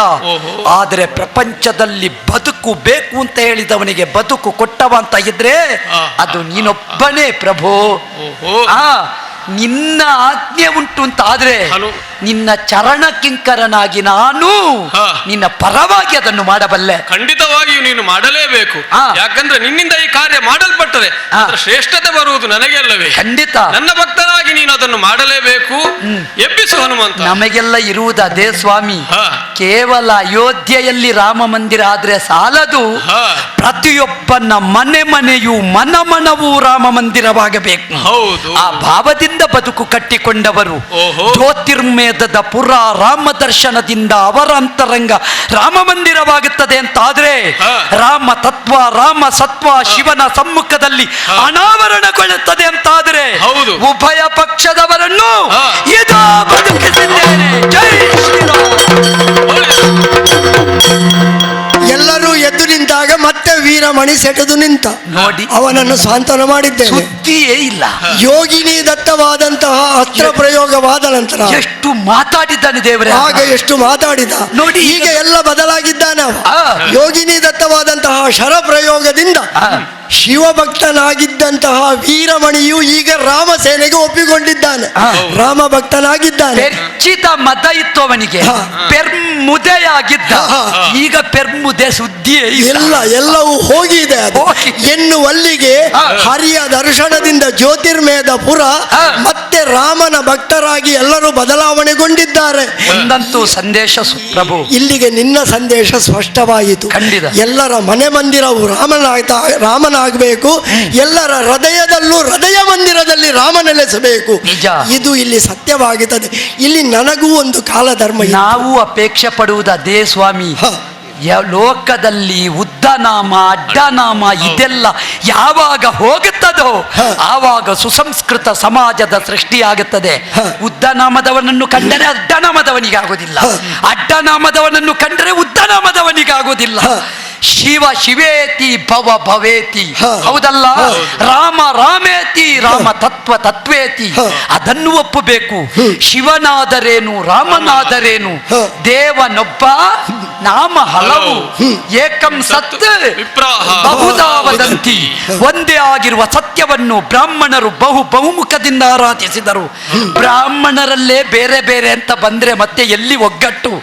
ಬ್ರಾಹ್ಮಣ್ಯ ಒಂದಾಗಬೇಕು. ಬ್ರಾಹ್ಮಣ್ಯದಲ್ಲಿ ಸಮಗ್ರವಾದ ಭರತ ಖಂಡ ಒಂದಾಗಬೇಕು. ಸಂದೇಶ ಕೊಡುವ ಶಕ್ತಿ ಯಾವಾಗ ಏಕತೆಯನ್ನು ರೂಪಿಸಿತೋ, ಯಾವಾಗ ಮಾಲಿನ್ಯದ ವಿಷಯವನ್ನು ಬದುಕಿತ್ತು, ಮೌಲ್ಯವನ್ನು ಕಂಡುಕೊಂಡಿತು, ಆವಾಗ ಸಮಗ್ರವಾದ ಭರತ ಖಂಡ ರಾಮರಾಜ್ಯವಾಗುತ್ತದೆ. ಅದೇ ನಮ್ಮ ಅಪೇಕ್ಷೆ. ಅದು ಶಿವಾನುಗ್ರಹದಿಂದ ಒದಗಲಿ. ಹಾಗೆ ಇದಕ್ಕೊಂದು ಕೊನೆಯ ಮಾತು ಏನು ಗೊತ್ತೇ? ಆ. ಇದುವರೆಗೆ ಶಿವಭಕ್ತನಾಗಿದ್ದಂತಹ ವೀರಮಣಿ ಆ. ಈಗ ರಾಮ ಭಕ್ತನಾಗಿ ಪರಿವರ್ತನೆಯಾಗಿದ್ದಾನೆ ನಿಜ. ಎನ್ನುವಲ್ಲಿಯವರೆಗೆ ಇಲ್ಲಿ ನನಗೂ ಒಂದು ಕಾಲಮಿತಿ ಇತ್ತು. ಆ. ಯಾವಾಗ ಶಿವಭಕ್ತನಾಗಿದ್ದಂತಹ ವೀರಮಣಿ ಪರಿವರ್ತನೆಯಾಗುತ್ತಾನೋ ಇಲ್ಲಿ ನನ್ನ ಕೆಲಸ ಮುಗಿಯಿತು. ನಾನು ಮತ್ತೆ ಕೈಲಾಸವನ್ನು ಸೇರಿಕೊಳ್ತೇನೆ. ಗೊತ್ತಾಯ್ತು ದೇವರೇ. ಹ. ಇದೆಲ್ಲ ನಿಮ್ಮದ್ದೇ ಸಂಯೋಜನೆ ಅಲ್ವಾ? ಹ, ಹ.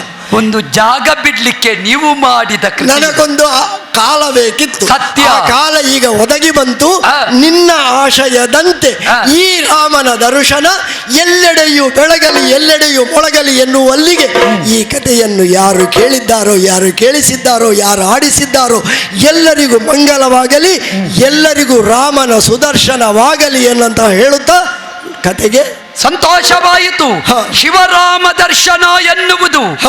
ಭವ ಬಂಧನದ ಮುಕ್ತಿಗೆ ಕಾರಣ. ಹ. ಇಂಥ ಪುಣ್ಯಾಖ್ಯಾನದ ಫಲ ಹ. ಆರ್ಥಿಕವಾಗಿ, ಮಾನಸಿಕವಾಗಿ, ದೈಹಿಕವಾಗಿ ಬರಬಹುದಾದ ಸರ್ವ ಸಂಕಷ್ಟವನ್ನು ರಾಮ ಶಿವರು ನಿವಾರಣೆ ಮಾಡಿ ಸಕಲರಿಗೂ ಸನ್ಮಂಗಲ ಉಂಟು ಮಾಡಲಿ ಎನ್ನುತ್ತಾ ಕತೆಗೆ ಮಂಗಳ ಹಾಡೋಣ. ಭದ್ರಂ ಶುಭಂ ಮಂಗಲಂ.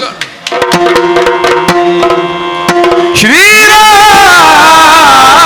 ರಾಮೇತಿ ರಮೇ ರಾಮೇ ಮನೋರಮೇ ಸಹಸ್ರನಾಮ ತತ್ತುಲ್ಯೋ ಶ್ರೀರಾಮ ನಾಮ ವರಾನನೆ ಧರೆಯೋಳು ಪಿತರಾತ ವರಗಡಿರ ಕ್ಷೇತ್ರದಲ್ಲಿ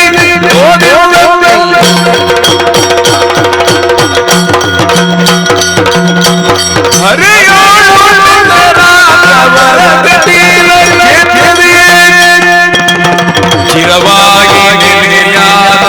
ಭ್ರಮರಾಂಬಿಗೆ ಅಯಗಿರಿ ನಂದಿನಿ ನಂದಿತ ಮೇದಿನಿ ವಿಶ್ವವಿನೋದಿನಿ ನಂದಿನುತೆ ಗಿರಿಬರ ವಿರುಗಿತಿರು ಶಿವಾದಿನಿ ಬಿಟ್ಟು ವಿಲಾಪಿನಿ ಚಿಂತುವೆ ಮಂಗಳಂ ದೇವಮಂಗಳಂ ಶುಭಮಂಗಳಂ ನಿತ್ಯಮಂಗಳಂ ಮಹಾಗಣಪತಿಗೆ ಭ್ರಮರಾಂಬಿಗೆ ಜಯ ಮಂಗಲೋ ನಿತ್ಯ ಮಂಗಲೋ ಶುಭ ಮಂಗಲೋ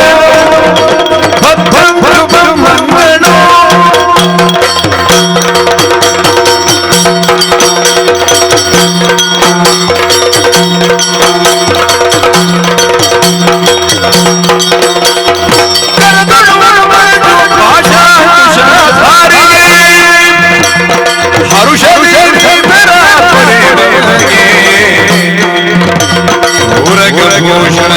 ಕುಮಾರ ಗದ